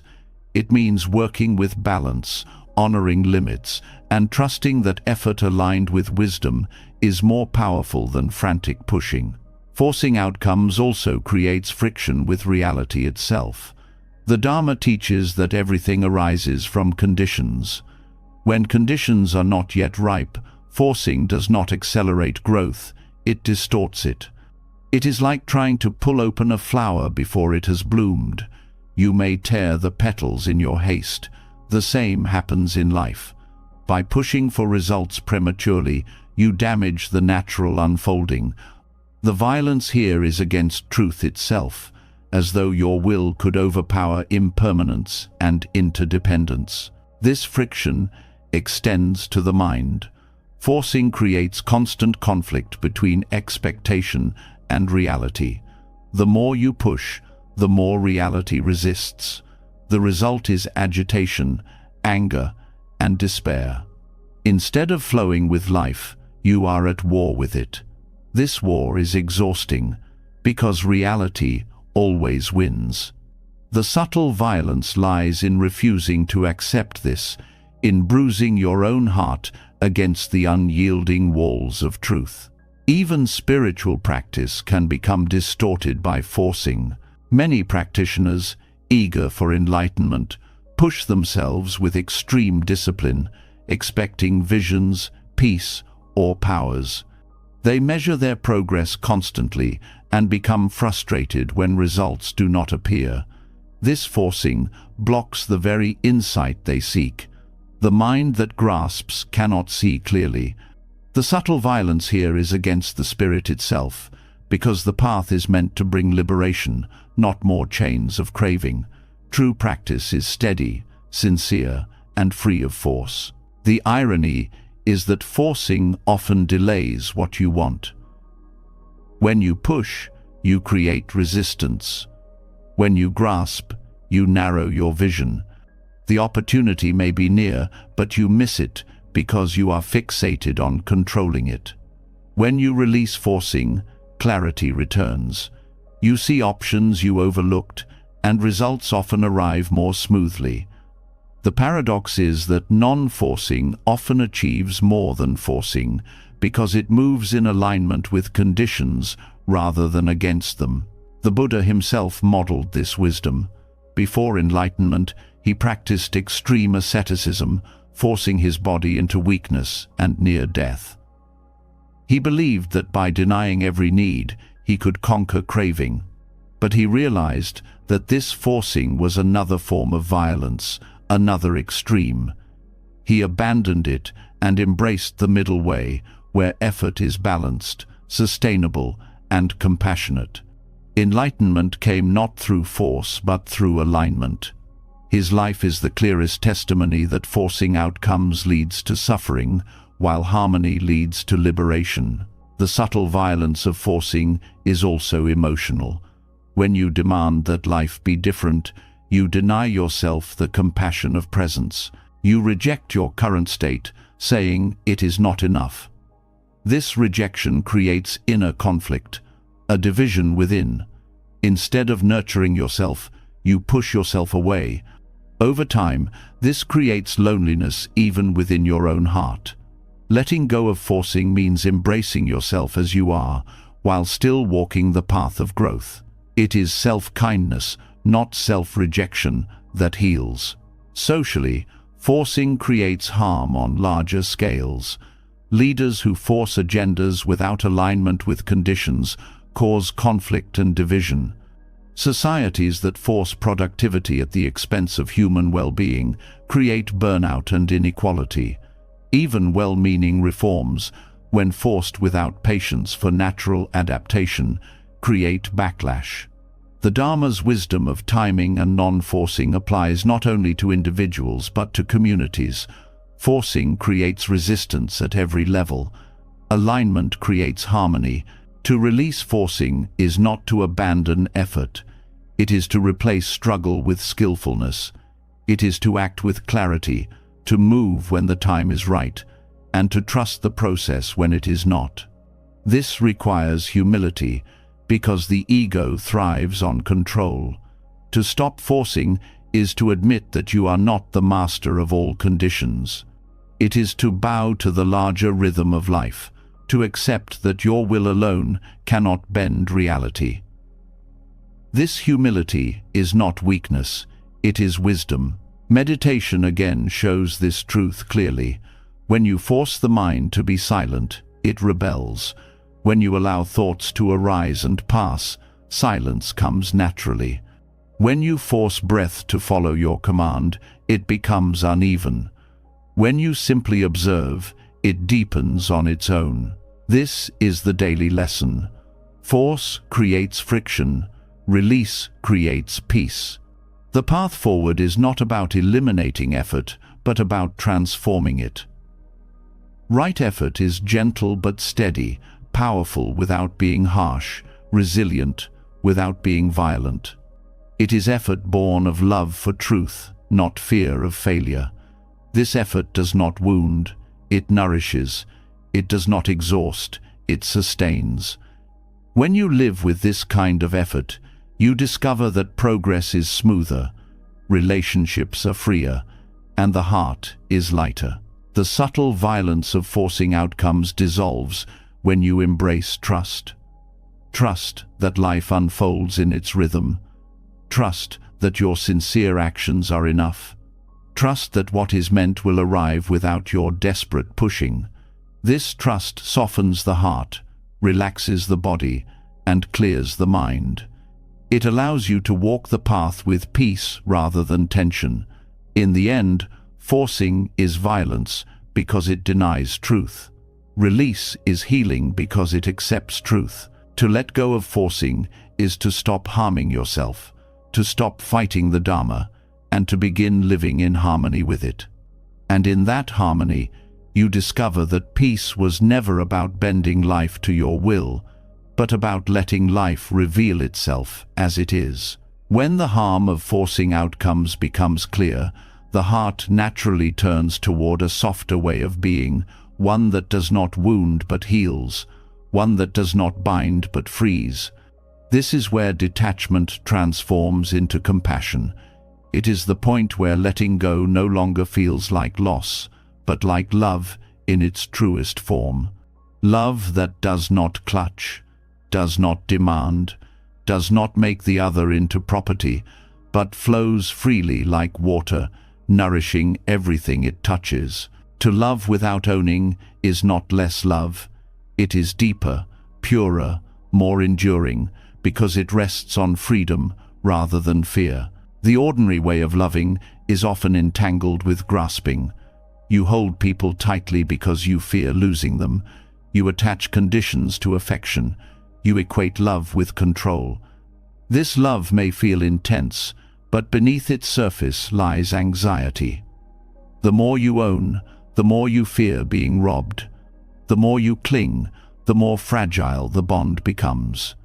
When detachment enters, the fear begins to dissolve.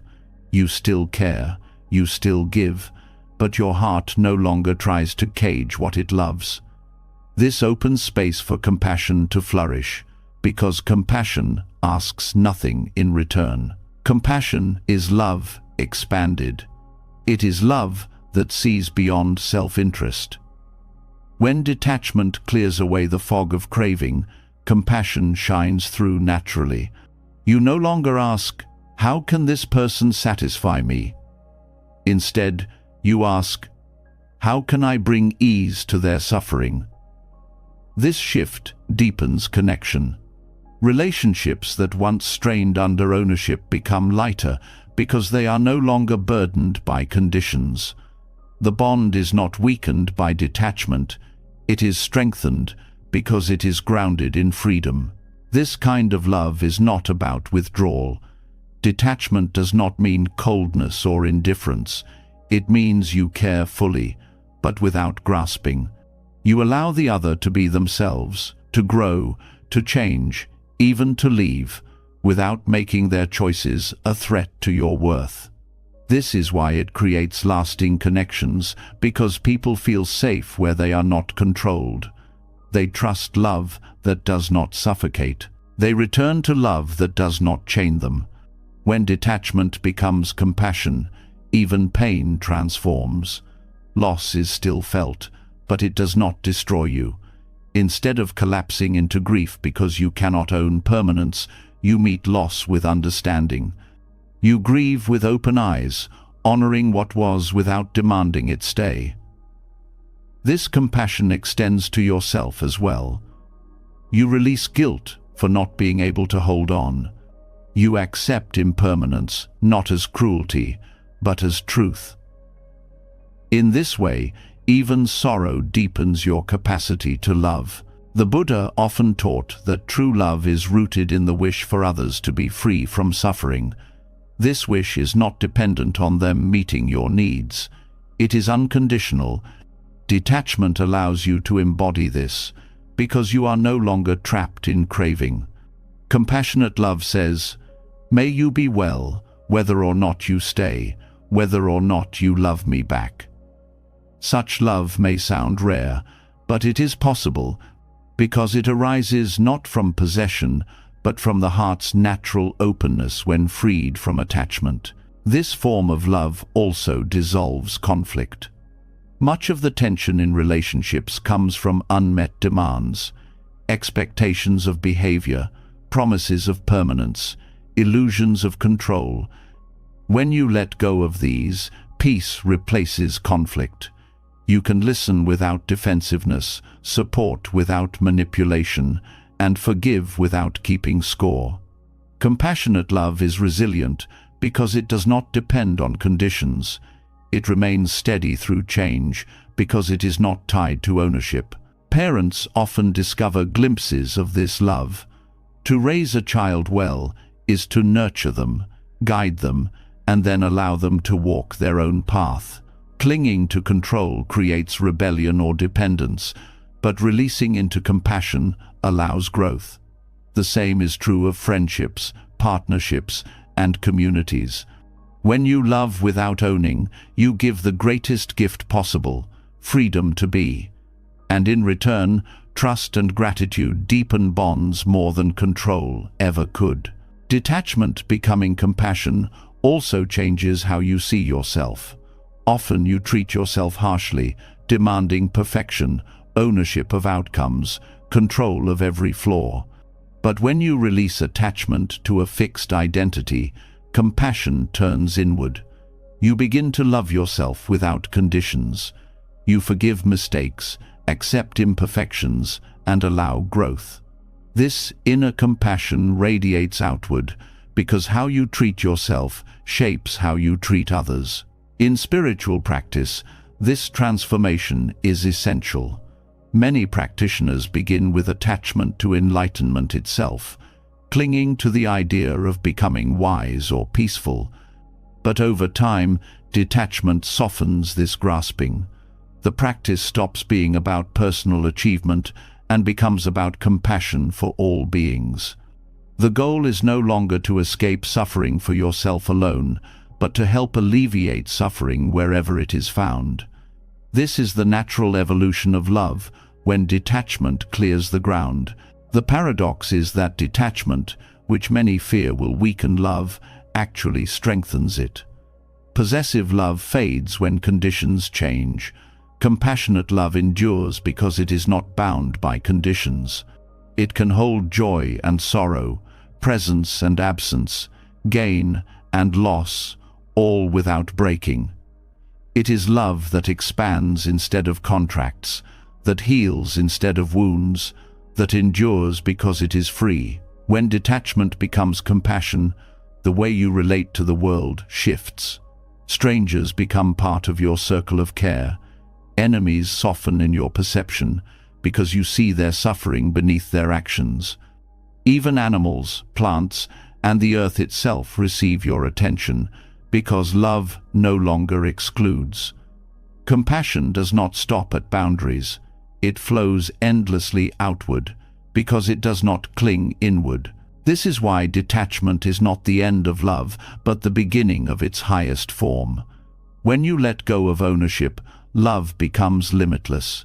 It ceases to be a transaction and becomes a way of being. To love without owning is to embody the freedom you wish for yourself and for others. It is to walk in the world with a heart unchained, offering care without fear, generosity without demand, presence without possession. And in this way, compassion, rooted in detachment, is not only the purest love, but also the strongest. It cannot be broken by loss, time, or change, because it is not dependent on them. It is love that endures because it does not grasp. It is love that heals because it does not wound. It is love that liberates because it does not imprison. This is the love the Dharma calls us toward, the love that arises when the hands of clinging finally open, and what flows out is compassion without end. When love is freed from ownership and transformed into compassion, another hidden thread becomes easier to see: the deep human craving for control. Even when we stop trying to possess others, the mind still wants to direct outcomes, to bend life toward its own preferences. to believe it can manage every detail of existence. This hunger for control feels natural, even protective, but it is in truth the subtlest and strongest attachment. Control gives the illusion of safety while secretly feeding fear. The Dharma shows that surrender, not control, is the path to freedom. The desire for control arises from uncertainty.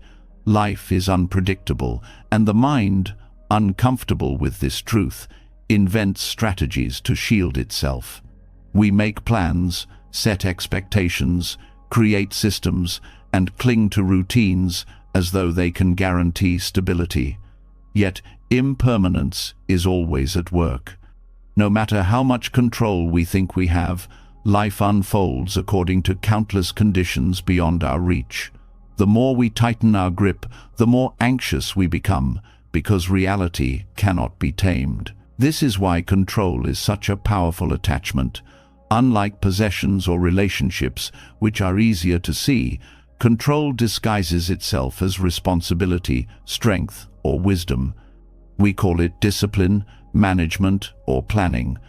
These qualities can be useful, but when driven by fear, they become prisons. Control convinces us that if we hold tightly enough, we can avoid pain. Yet clinging to control does not prevent pain, it multiplies it, because every disruption feels like failure. In relationships, control is one of the most damaging illusions. You may not call it control, you may call it care, guidance, or protection. But when you dictate how someone should act, think, or feel, you are clinging not to love, but to the illusion of ownership. This suffocates both people. The controlled feel trapped, and the controller feels constant frustration when reality refuses to comply.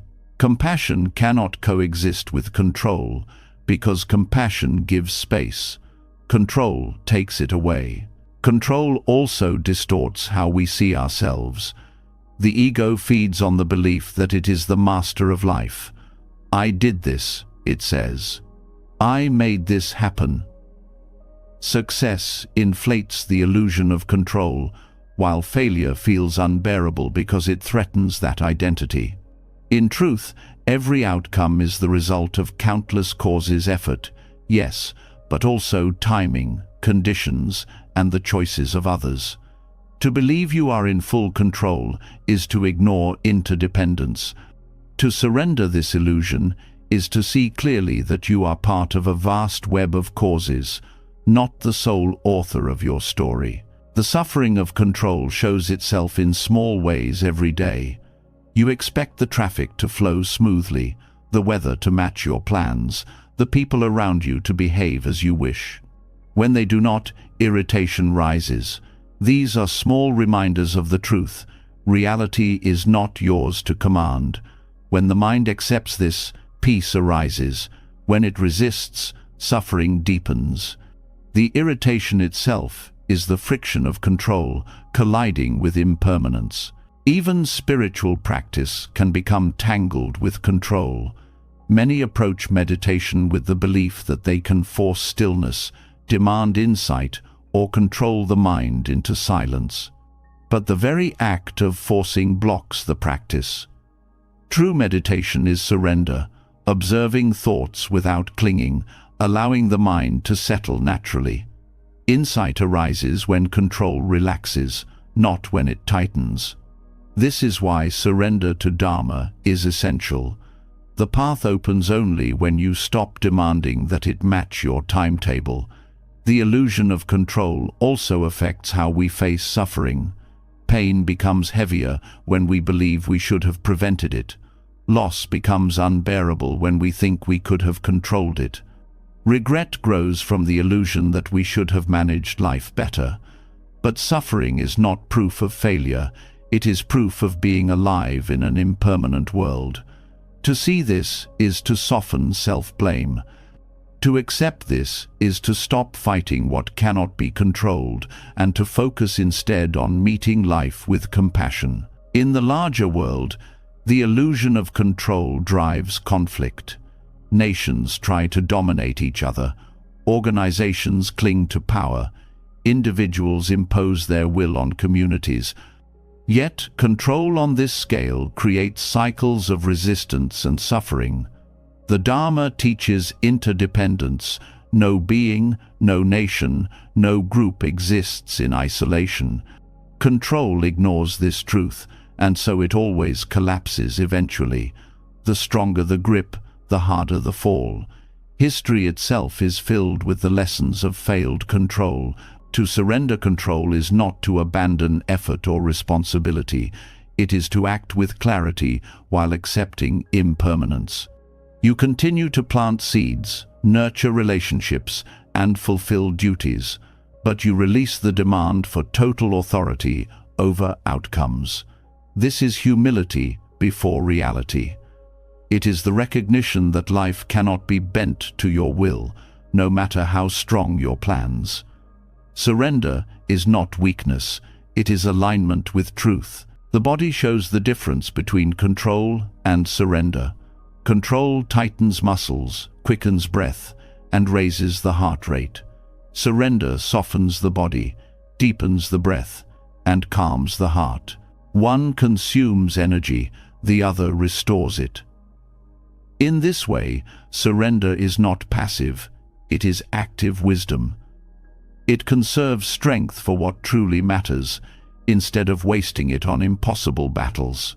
When you release control, space opens for creativity. Control narrows vision, locking you into one outcome. Surrender broadens vision, allowing you to see possibilities you would have missed. Many discoveries, insights, and connections arise not when control dominates, but when you let go of rigid plans and remain open. This openness attracts alignment, because life flows more smoothly where there is space. The deepest surrender is to Dharma itself. Dharma is the law of reality, the truth of impermanence, interdependence, and cause and effect. When you cling to control, you deny Dharma. You believe you can override truth with will. When you surrender to Dharma, you step into alignment with what already is. You stop fighting impermanence, stop denying interdependence, and stop clinging to outcomes. This surrender is liberation, because nothing can disturb you when you no longer demand control. Ultimately, the illusion of control is the ego's last fortress. To dismantle it is to step into true freedom. You see that security does not come from bending reality, but from trusting it. Peace does not come from controlling conditions, but from aligning with them. Love does not come from ownership, but from compassion. And wisdom does not come from domination, but from surrender. When this truth is lived, life becomes lighter. The storms of change no longer feel like enemies. The unpredictability of the future no longer feels like threat. You no longer waste energy trying to hold the unholdable. Instead, you walk with ease, act with clarity, and trust that Dharma carries you. In this trust, you discover that surrender was never loss. It was freedom all along. When the illusion of control finally begins to loosen its grip, the heart discovers another dimension of freedom, the quiet strength of stillness. Once you stop believing that peace comes from managing every outcome, you open to a deeper truth. Silence itself carries a wisdom that striving can never produce. Silent trust is not about doing nothing. It is about resting in alignment with reality so completely that life unfolds without the need for constant interference. This stillness speaks louder than all the frantic words and restless actions we pour into the world. Striving often looks powerful, but beneath it lies agitation. The mind races, the body tenses, and the heart never finds rest. You believe that if you just push harder, speak louder, or move faster, life will give you what you want. Yet this constant effort only reinforces the feeling of lack. Silent trust on the other hand, comes from recognizing that reality is already in motion. You do not need to drag it forward. You only need to listen deeply, to rest in awareness, and to allow conditions to ripen naturally. In Buddhist practice, meditation is the clearest expression of this trust. You sit, you breathe, you observe. Thoughts rise and fall, emotions come and go. When you do not react, when you do not grasp or resist, a quiet power emerges. The mind becomes steady, the heart becomes open, and the body relaxes. This stillness is not emptiness in the sense of absence, it is fullness, a presence so complete that nothing needs to be added. In this silence, insights appear without effort, like ripples forming on still water. The strength of silent trust is seen in non-reactivity. When insulted, the reactive mind rushes to defend itself. When threatened, it strikes back. When praised, it clings to approval.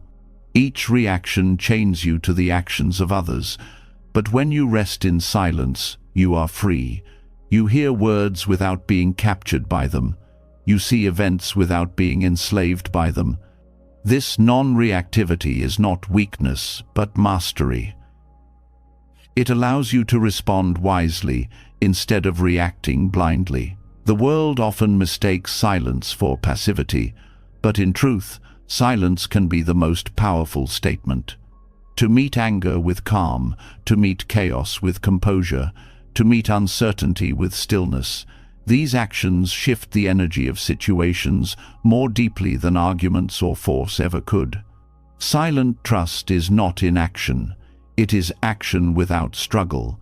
It is the quiet refusal to be pulled into cycles of fear and craving. In relationships, silent trust creates depth. Words are necessary, but constant explaining, demanding, and proving erode connection. When two people can sit together in silence without discomfort, it shows a bond beyond need. Trust does not always need speech. Sometimes the absence of reaction speaks more clearly than the loudest declaration. Detachment makes this possible because you are not clinging to control or outcome. Compassion deepens it because you are fully present without imposing. Silent trust also transforms how you meet time. Striving rushes you forward, impatient for results. Silence anchors you in the present, where life is actually unfolding. This does not mean you abandon effort. It means your effort is rooted in calm rather than panic. The artist who waits in silence for inspiration, the farmer who trusts the seasons, the meditator who allows the mind to settle, all embody the same principle. Timing belongs to reality, not to control. The body itself teaches this lesson. Healing often happens most effectively in rest. Muscles repair during stillness, wounds close when the body is allowed to recover. Forcing activity too soon delays healing. The same is true for the heart and mind. Emotional wounds do not mend by constant analysis or relentless striving. They mend when silence allows space for clarity, forgiveness, and acceptance. Silent trust is the environment where true healing takes root. This trust also extends to the unfolding of karma. You cannot control how quickly results appear, nor can you dictate the shape they take. Silent trust accepts that causes and conditions ripen in their own rhythm. By resting in stillness, you allow karma to reveal itself without interference. This does not mean doing nothing. It means acting skillfully and then releasing the demand for immediate return. In this way, silence honors the truth of cause and effect more deeply than striving ever can. There is also beauty in the humility of silent trust. Striving often comes from the ego's need to prove itself. Silence, however, admits that truth is larger than you. It bows to the mystery of life instead of trying to master it. This humility is not defeat, it is liberation. It frees you from the exhausting burden of needing to control or explain everything. You begin to see that much of life's wisdom arises not when you speak, but when you listen. In meditation, this listening becomes profound. You listen not only to sounds, but to your own mind, to the quiet movements of thought and feeling. As you rest in this silence, layers of illusion fall away. The craving to control, the fear of loss, the endless narratives dissolve. What remains is awareness itself, clear, open, and steady. This awareness is the ground of silent trust. It is not passive, it is the most alive state possible. Silent trust also allows for a new relationship with uncertainty. Striving tries to resolve uncertainty by seizing control. Silence allows uncertainty to exist without panic. You learn to sit with not knowing, to breathe in mystery without needing to solve it. This ability is the heart of wisdom, because life is always uncertain. The one who can rest in that truth finds peace where others only find fear. The power of silence is not limited to meditation cushions or quiet rooms. It can be lived in every moment. It is the pause before speaking, the breath before reacting, the calm presence in a storm. It is the strength to let things come to you instead of chasing them endlessly. It is the courage to trust life without needing to wrestle with it. When silent trust deepens, life feels lighter. You no longer waste energy on constant striving. You no longer drown in endless noise. You discover that silence is not empty. It is alive with wisdom, compassion, and strength. Stillness becomes your foundation, and from that foundation, every action you take carries more clarity. This is how stillness speaks louder than striving. Striving shouts with desperation, but silence radiates with calm authority. Striving demands attention, but silence transforms simply by being present. Striving burns energy, but silence generates peace. Silent trust is not the absence of action, but the presence of harmony. It is the living expression of alignment with Dharma, where life unfolds naturally, and you no longer need to force it forward. In the end, silent trust is the deepest form of faith. It is faith not in outcomes, but in the path itself. It is the recognition that peace is not something you chase, it is something you uncover by resting fully in what is. And when you live with this trust, you discover that silence was never empty, and stillness was never weakness. They were the quiet strength that carried you all along. When the strength of silent trust is discovered, something remarkable begins to unfold. You no longer see stillness as absence, but as fullness. And from this clarity comes a new understanding of waiting. What once felt like wasted time, a pause between real moments, reveals itself as one of the most fertile grounds for practice. Waiting is not emptiness, it is discipline. It is not weakness, it is wisdom. The Dharma shows that waiting, when embraced with awareness, becomes an active path of transformation. The human mind resists waiting because it is trained to chase. We are told that worth is measured by speed, results, and productivity. Waiting threatens this narrative. It feels like losing ground, like falling behind, like being forgotten. Yet, what if waiting is not delay but ripening?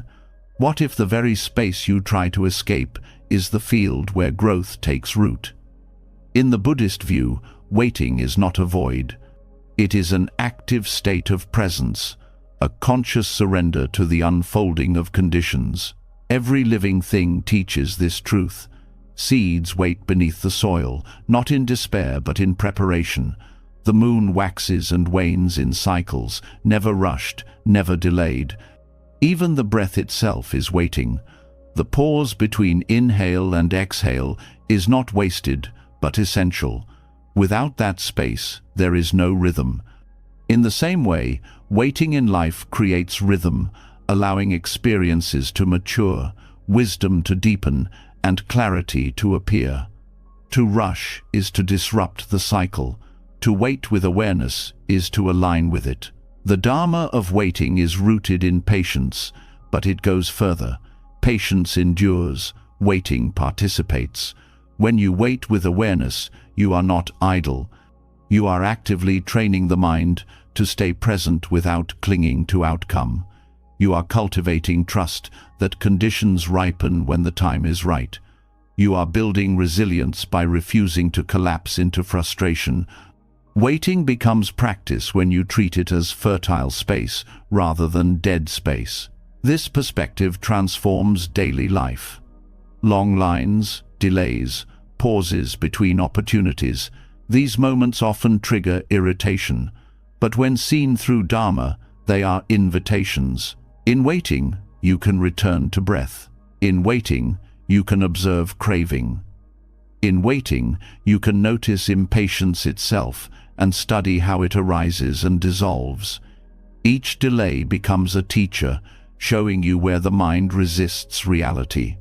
Instead of fighting time, you learn to flow with it. Waiting also reveals attachment. The stronger the clinging to results, the more painful waiting feels. If you crave recognition, waiting for approval is torture. If you crave success, waiting for progress feels unbearable. If you crave love, waiting for reciprocation seems endless. Yet the suffering lies not in the waiting, but in the craving tied to it. When you release the demand for outcome, waiting softens. It becomes a space of freedom rather than a prison of lack. The Dharma also teaches that waiting is part of compassion. When you wait for others to grow, to understand, or to change, you honor their rhythm. You release the urge to force them into your timeline. Compassionate waiting is not passive. It is the steady offering of presence without pressure. In this way, waiting becomes a gift. It tells others, I trust you, I respect your journey, I will not demand you move before you are ready. In personal growth, waiting is essential. Transformation does not happen overnight. Insight ripens slowly, like fruit on a tree. Forcing wisdom is like pulling at branches before the fruit is mature. You may have glimpses, but true change takes time. Waiting allows the mind to settle, to integrate lessons deeply. Without waiting, practice becomes superficial. With waiting, it becomes embodied. The discipline of waiting also heals anxiety about timing. Fear of being late, fear of missing opportunities, fear of falling behind, these dissolve when you see waiting as part of the path, not a detour. The Dharma assures that nothing unfolds too early or too late. Waiting is simply the interval between planting and harvest. To see it this way is to rest in peace instead of panic. Meditation trains this directly. Sitting in silence is waiting without struggle. You wait for the breath to come, you wait for thoughts to pass, you wait for insight to arise. You cannot rush any of it. The practice is to stay, to observe, to trust. This is why meditation feels difficult at first. It confronts the restless mind that hates waiting. But the longer you sit, the more you discover that waiting itself is transformation. Stillness ripens understanding, not by force, but by time. Waiting also cultivates humility. It reminds you that you are not the master of timing. You cannot command the universe to move faster. Waiting bows to the truth that causes and conditions are larger than individual will. This humility softens ego, teaching you to live in harmony with reality rather than in battle with it. It shows you that surrender is not defeat, but wisdom. There is a hidden joy in waiting when the mind releases impatience. Freed from the pressure of outcome, you begin to notice small details often overlooked. The sound of wind, the rhythm of footsteps, the quiet of your own breath, all appear in the space waiting provides. What once felt empty becomes alive. Waiting awakens appreciation because it slows you down enough to see. This shift changes the narrative of life itself. You no longer see pauses as interruptions, but as part of the story. You stop fearing stillness and start honoring it. You stop rushing toward an imagined destination and begin living fully in the interval. Waiting is no longer wasted time, it is life itself. Ultimately, the Dharma of waiting reveals that the journey is not measured only in action, but also in rest. The path is not just in moving forward, but in pausing with awareness. Waiting is practice because it teaches presence, patience, humility, and trust. It turns delays into opportunities and silence into wisdom. When you live this way, waiting ceases to feel like punishment. It becomes a rhythm, a breathing space, a gift. You begin to see that nothing was ever delayed, nothing was ever wasted. Waiting was not an absence of life, it was life unfolding, teaching you that every moment, even the still ones, is full of Dharma. When the discipline of waiting is finally understood as fertile ground rather than wasted time, another doorway quietly opens, one that leads not only to peace, but to creation itself. For what arises in waiting is space, and space is the birthplace of inspiration. This is where detachment reveals one of its most unexpected gifts: creativity. When you stop gripping outcomes, when you release the need for certainty, you invite something larger than yourself to flow through you. Detachment is not only freedom from suffering, it is also the door through which spontaneous artistry enters. Creativity suffers most under pressure. The mind that clings to results demands perfection, fears mistakes, and tries to control every detail. In this state, ideas wither before they can breathe. The more you force brilliance, the further it retreats. This is the same truth seen across the Dharma. Forcing life creates friction. Just as clinging suffocates relationships and control breeds anxiety, attachment to outcomes strangles creativity.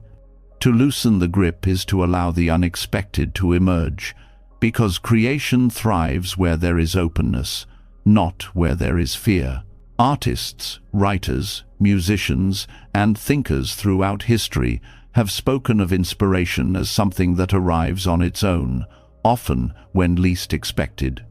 It is described as a whisper, a visitation, a current flowing through rather than from them. This experience is not limited to art, it is the nature of creativity itself.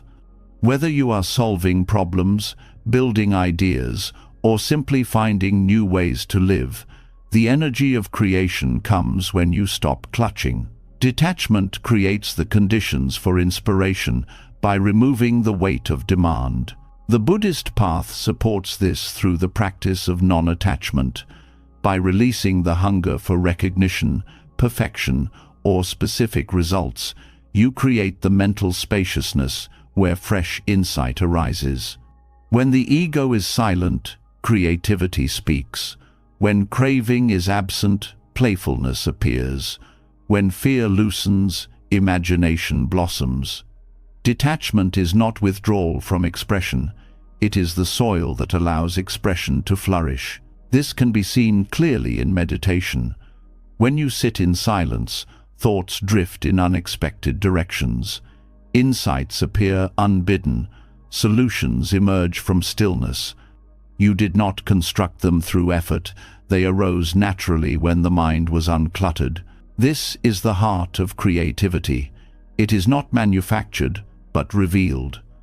The role of detachment is to clear the ground so that revelation can happen. Creativity also deepens when mistakes are welcomed as part of the process. Attachment to outcome breeds perfectionism, and perfectionism is the enemy of creation.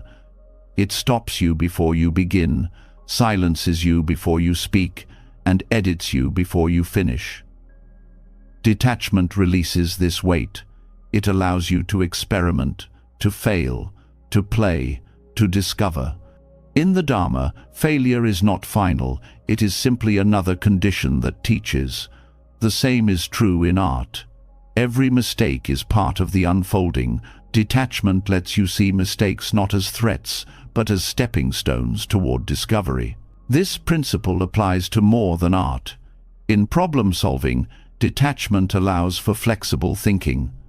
A mind locked in attachment sees only one path. A detached mind is open to alternatives. This openness is where innovation comes from. The greatest breakthroughs rarely appear through force. They arrive when someone steps back, loosens their grip, and allows the unexpected to surface. Detachment expands possibility by refusing to cling to a single vision. In relationships too, creativity emerges when attachment softens. Conversations become more alive when you stop trying to control them. New ways of connecting appear when you release rigid expectations. Even love itself becomes creative, constantly reinventing how to express care when it is freed from ownership.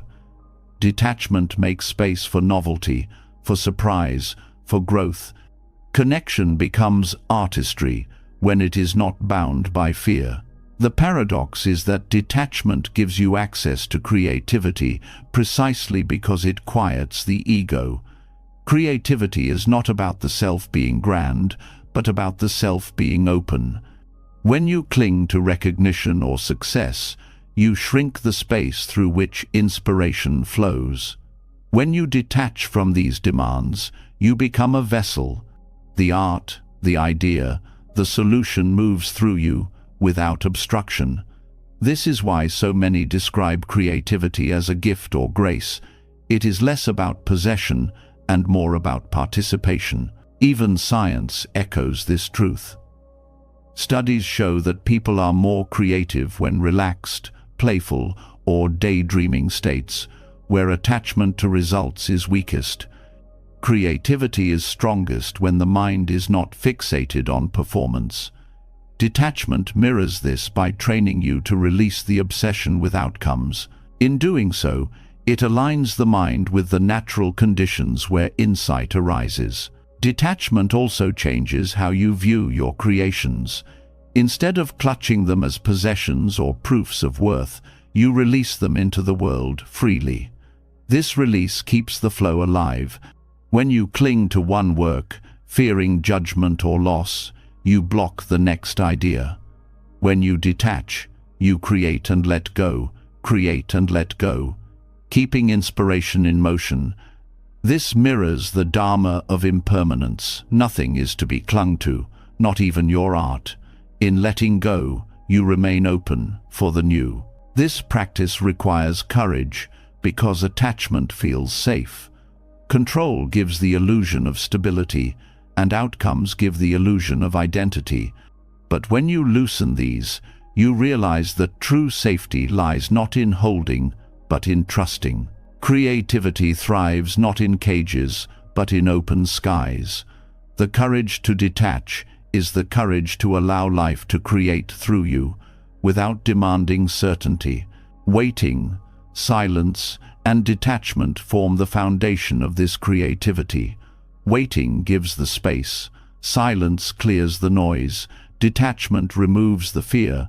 Together, they create the conditions where artistry appears. This is not only about producing art, but about living creatively, finding new ways to meet challenges, new perspectives on ordinary life, new expressions of compassion. Creativity in this sense is not a talent for a few, but a capacity in all, awakened when the grip of attachment softens. Ultimately, detachment, as the door to creativity, teaches that the most powerful creations are not those dragged into existence by force, but those that arrive naturally when you are open. They are not the result of clinging but of surrender. They are not owned but shared. They flow from the same source as the Dharma itself, the natural unfolding of conditions when nothing obstructs. To live this way is to discover that creativity is not rare inspiration, but a constant presence waiting for space. When you loosen your grip, you feel its flow. When you stop demanding, you hear its voice. And when you let go of outcomes, you realize that the art of living itself is the greatest creation of all. When detachment opens the door to creativity and shows you the beauty of expression without clinging to outcomes, the next step reveals itself as even more radical: the release of the deepest attachment of all, the attachment to self. Every desire, every fear, every grasping ultimately traces back to this sense of I and mine. Creativity teaches you how to let go of ownership of your work. Compassion teaches you how to let go of ownership of others. But the highest liberation in Buddhism is learning to let go of ownership of self. This is the teaching of anatta, or no self, and it is the doorway to freedom beyond anything the mind can conceive. The self feels like the most permanent possession.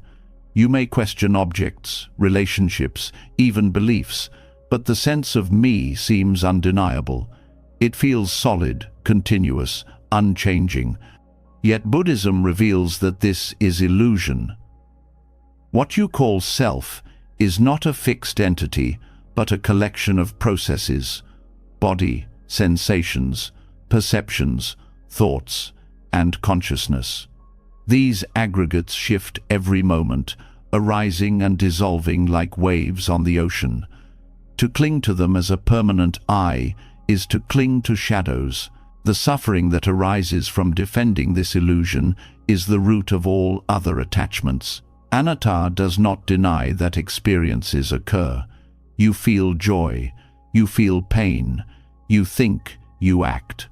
What it denies is that there is a permanent controller behind these experiences. The sense of self is a construction stitched together by memory, craving, and habit. The more tightly you identify with it, the more fragile life becomes. Every insult feels personal, every loss feels like annihilation, every success inflates the ego. But when you see the self as impermanent, these waves lose their power. Liberation comes not from building a stronger identity, but from dissolving the illusion of needing one. This teaching is difficult because it strikes at the very foundation of ordinary perception. The mind resists, asking, if there is no self, then who is reading these words? Who is practicing meditation? Who suffers and who is liberated? The Dharma answers with clarity: there is experience, but no separate owner of experience. Just as fire burns without a fire self, and rivers flow without a river self, so too do thoughts and actions arise without a fixed identity behind them. Recognizing this is not emptiness in the sense of nothingness, it is freedom from clinging to an illusion. Non-attachment to self dissolves fear. Much of human life is shaped by fear of death, fear of rejection, fear of losing identity. These fears all depend on believing the self is permanent. When you see that the self is not fixed but fluid, fear begins to fade. Death is no longer the destruction of me, but the natural transformation of processes. Insults no longer wound deeply because there is no fixed self to defend. Even success is no longer intoxicating because it is seen as transient. The chains of identity fall away, leaving peace in their place. In daily life, this realization transforms how you relate to others. When you are no longer clinging to a rigid self, you see more clearly that others, too, are processes rather than fixed identities. Their anger, kindness, flaws, and virtues are not permanent selves, but shifting conditions. This dissolves judgment and deepens compassion. How can you hate someone when you see their identity as a collection of impermanent processes shaped by causes they did not fully choose? Non-attachment to self opens the door to universal empathy. Meditation provides the clearest glimpse into anatta. As you observe the mind, you see thoughts arise without control, Sensations come and go. Perceptions shift moment by moment. If you watch closely, there is no solid I behind these events, only the flow of phenomena. At first, this can feel unsettling, like the ground is falling away. But with practice, it becomes liberating. You realize the ground was never solid to begin with. What falls away is illusion. What remains is openness. The teaching of no self also liberates you from the burden of self-image. Much suffering comes from trying to uphold an identity, successful, attractive, wise, spiritual. You spend energy protecting these images, fearing exposure of flaws, craving validation to reinforce them.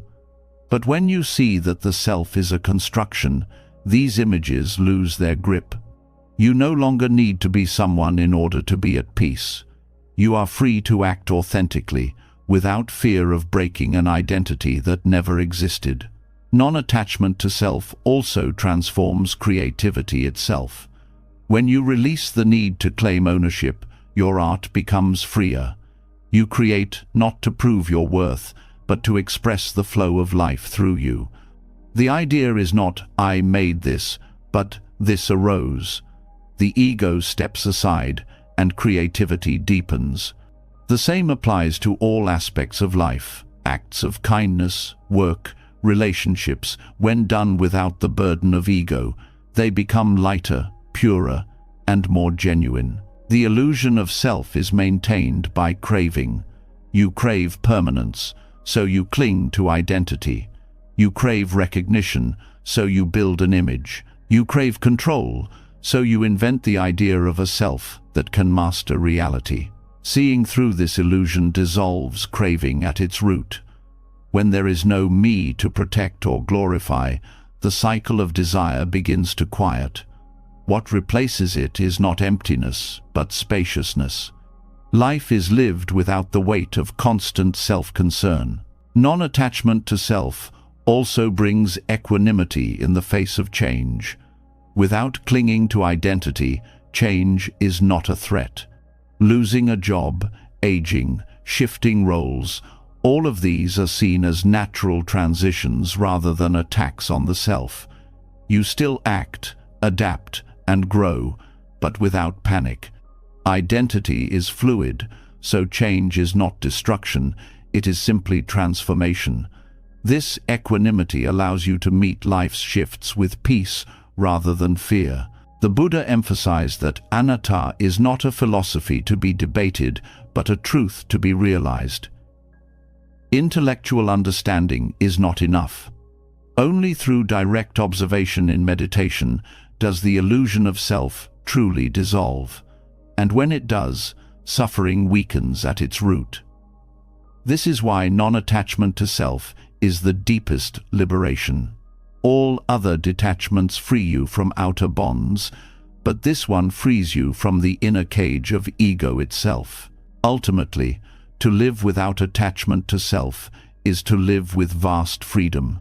You no longer carry the heavy armor of identity. You no longer waste energy defending illusions. You no longer fear the dissolution of what was never solid. Instead, you live openly, compassionately, creatively, present in each moment without clinging. This is not annihilation, it is awakening. It is discovering that what you thought was self was never the source of peace. Peace was always here, uncovered when the illusion was released. When detachment extends all the way to self, life is no longer about protecting identity, but about flowing with reality. In that flow, there is freedom, there is compassion, there is joy untouched by clinging. This is the liberation the Buddha pointed toward, the freedom, not only from possessions and desires, but from the very illusion of I that binds them all together. This is the deepest letting go and the doorway to the highest peace. When the illusion of self loosens and the heart learns to rest without clinging to identity, another layer of truth quietly reveals itself. Not everything you long for is meant to come. and not every path you imagine will open. At first, this feels like loss, as though life has denied you something essential. But with deeper vision, you begin to see that absence itself carries a hidden blessing. There is a subtle joy in non-arrival, a relief in realizing that the things you thought you needed to complete, you were never required for your wholeness. The mind is trained to measure fulfillment by arrival. Success means achieving goals. Happiness means obtaining desires. Peace means reaching destinations. Yet in reality, many of the things you chase never arrive, or if they do not appear in the form you expected.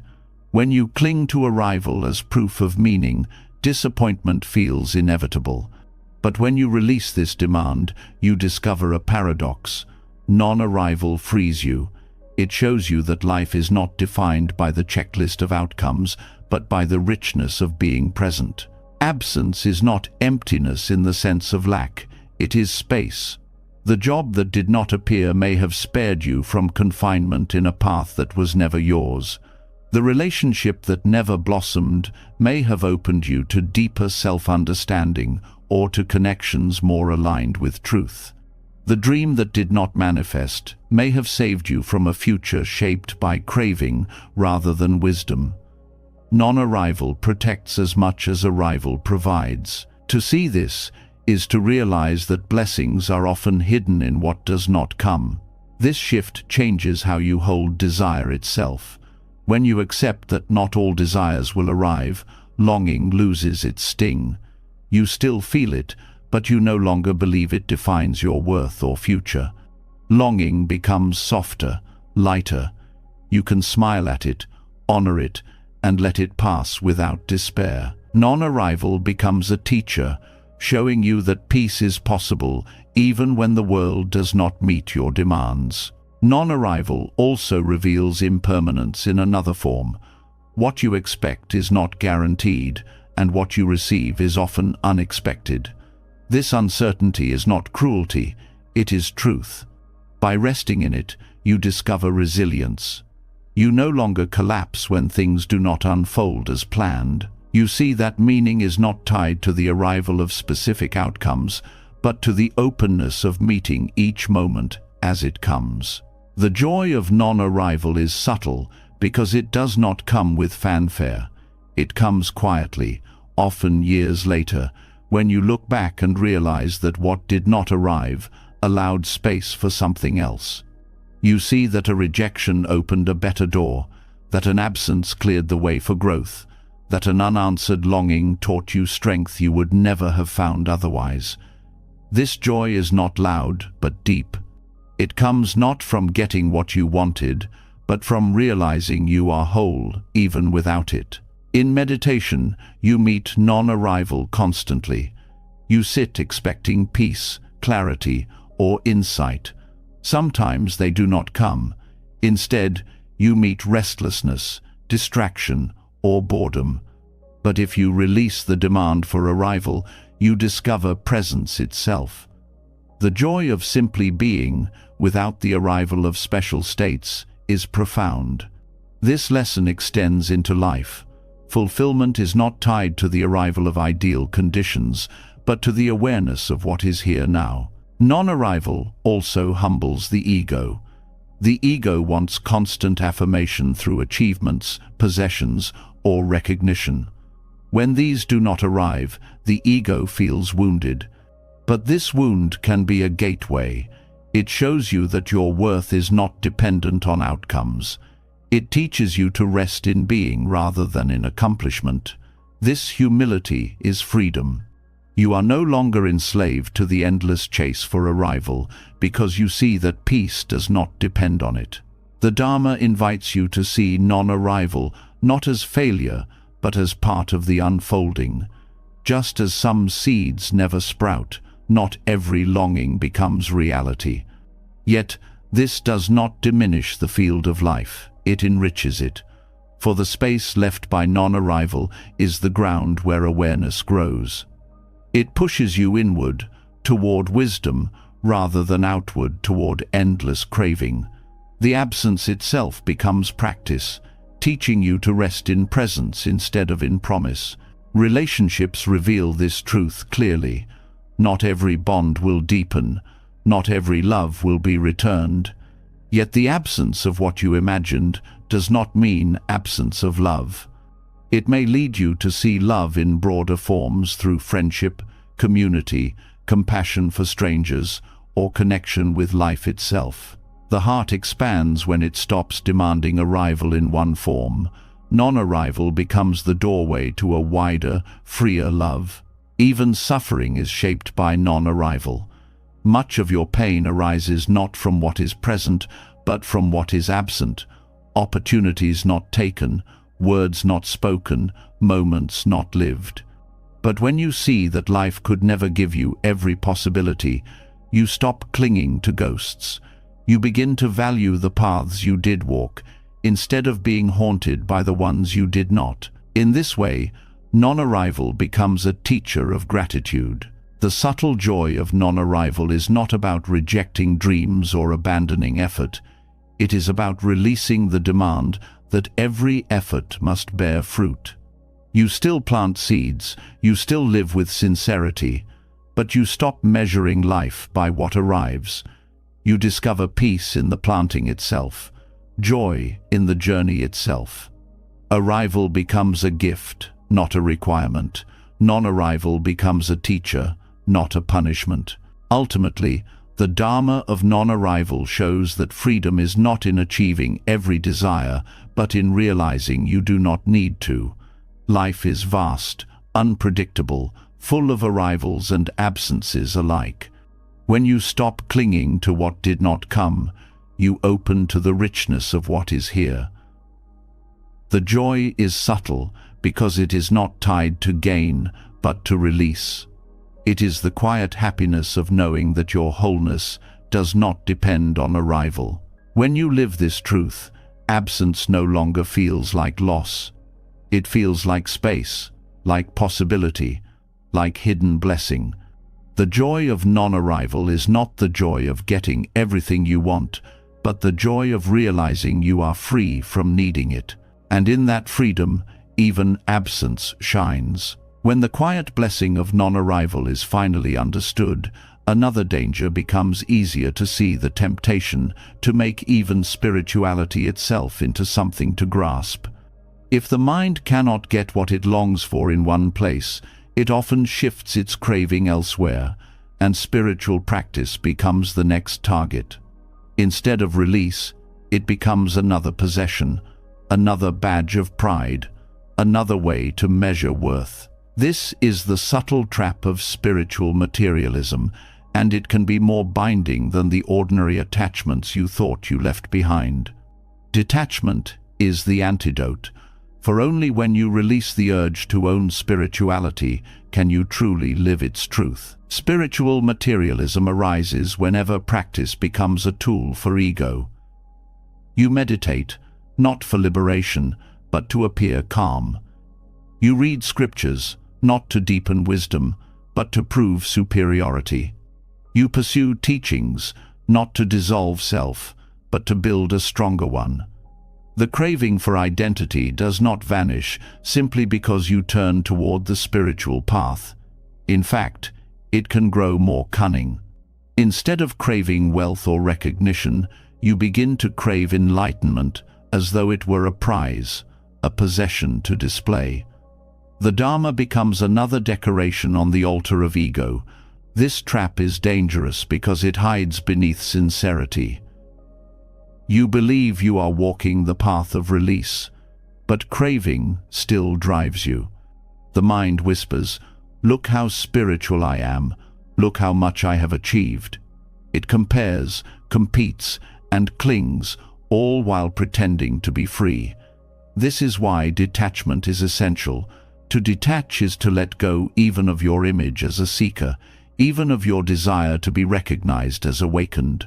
Detachment reminds you that the goal is not to add layers of identity, but to dissolve them. The Buddha himself warned against clinging to practices as possessions. The Dharma is likened to a raft, something to cross the river, not something to carry on your back once you have reached the other side. Yet many hold on to the raft with pride, showing it to others, polishing it endlessly, while never stepping onto the far shore. This is spiritual materialism, turning the means of liberation into another form of bondage. Detachment is the wisdom of letting the raft go when it has served its purpose. One form of spiritual materialism is attachment to teachers and traditions. Respect and devotion are valuable, but when they become rigid identity, they block growth. You cling to being part of a certain lineage, or you compare traditions to prove yours is superior. Instead of releasing ego, you use spirituality to feed it. Detachment does not mean disrespect.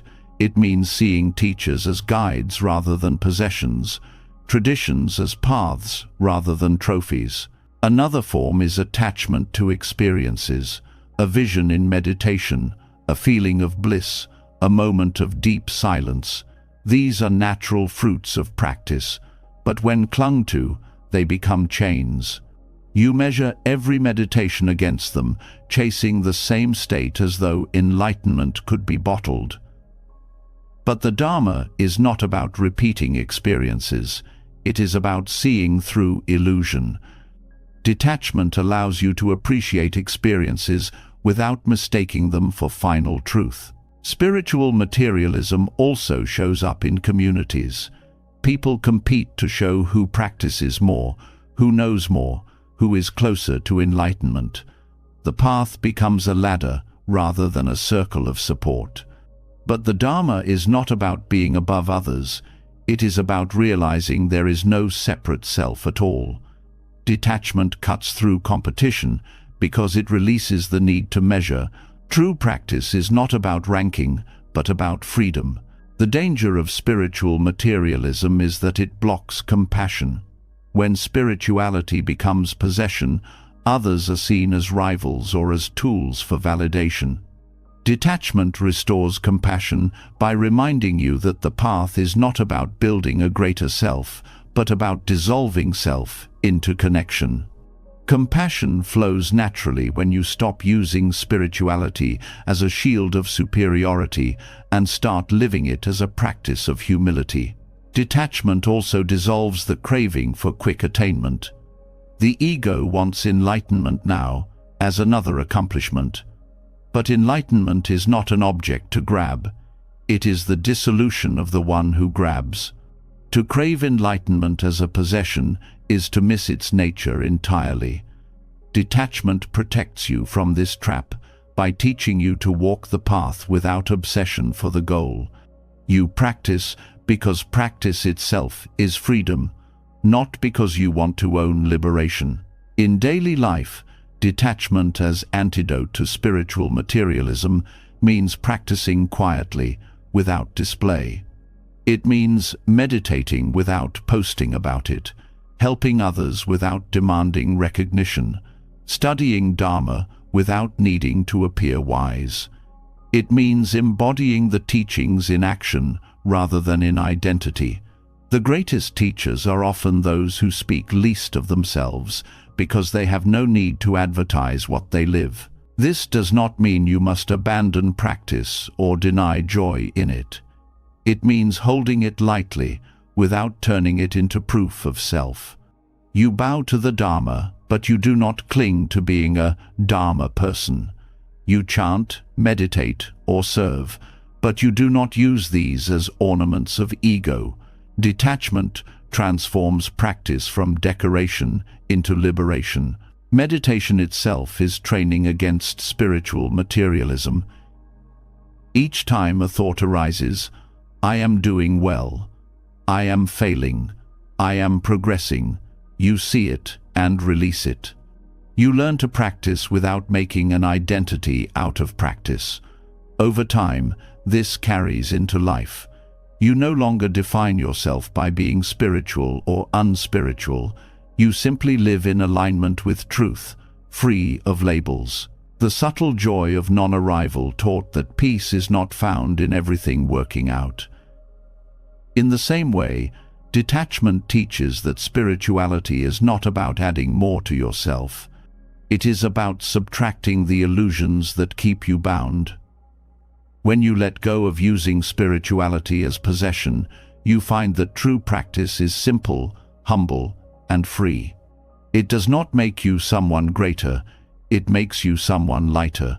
Ultimately, detachment as antidote to spiritual materialism brings you back to the heart of Dharma. The path is not a competition, not a decoration, not a badge of honor. It is the steady letting go of clinging, the gentle release of illusion.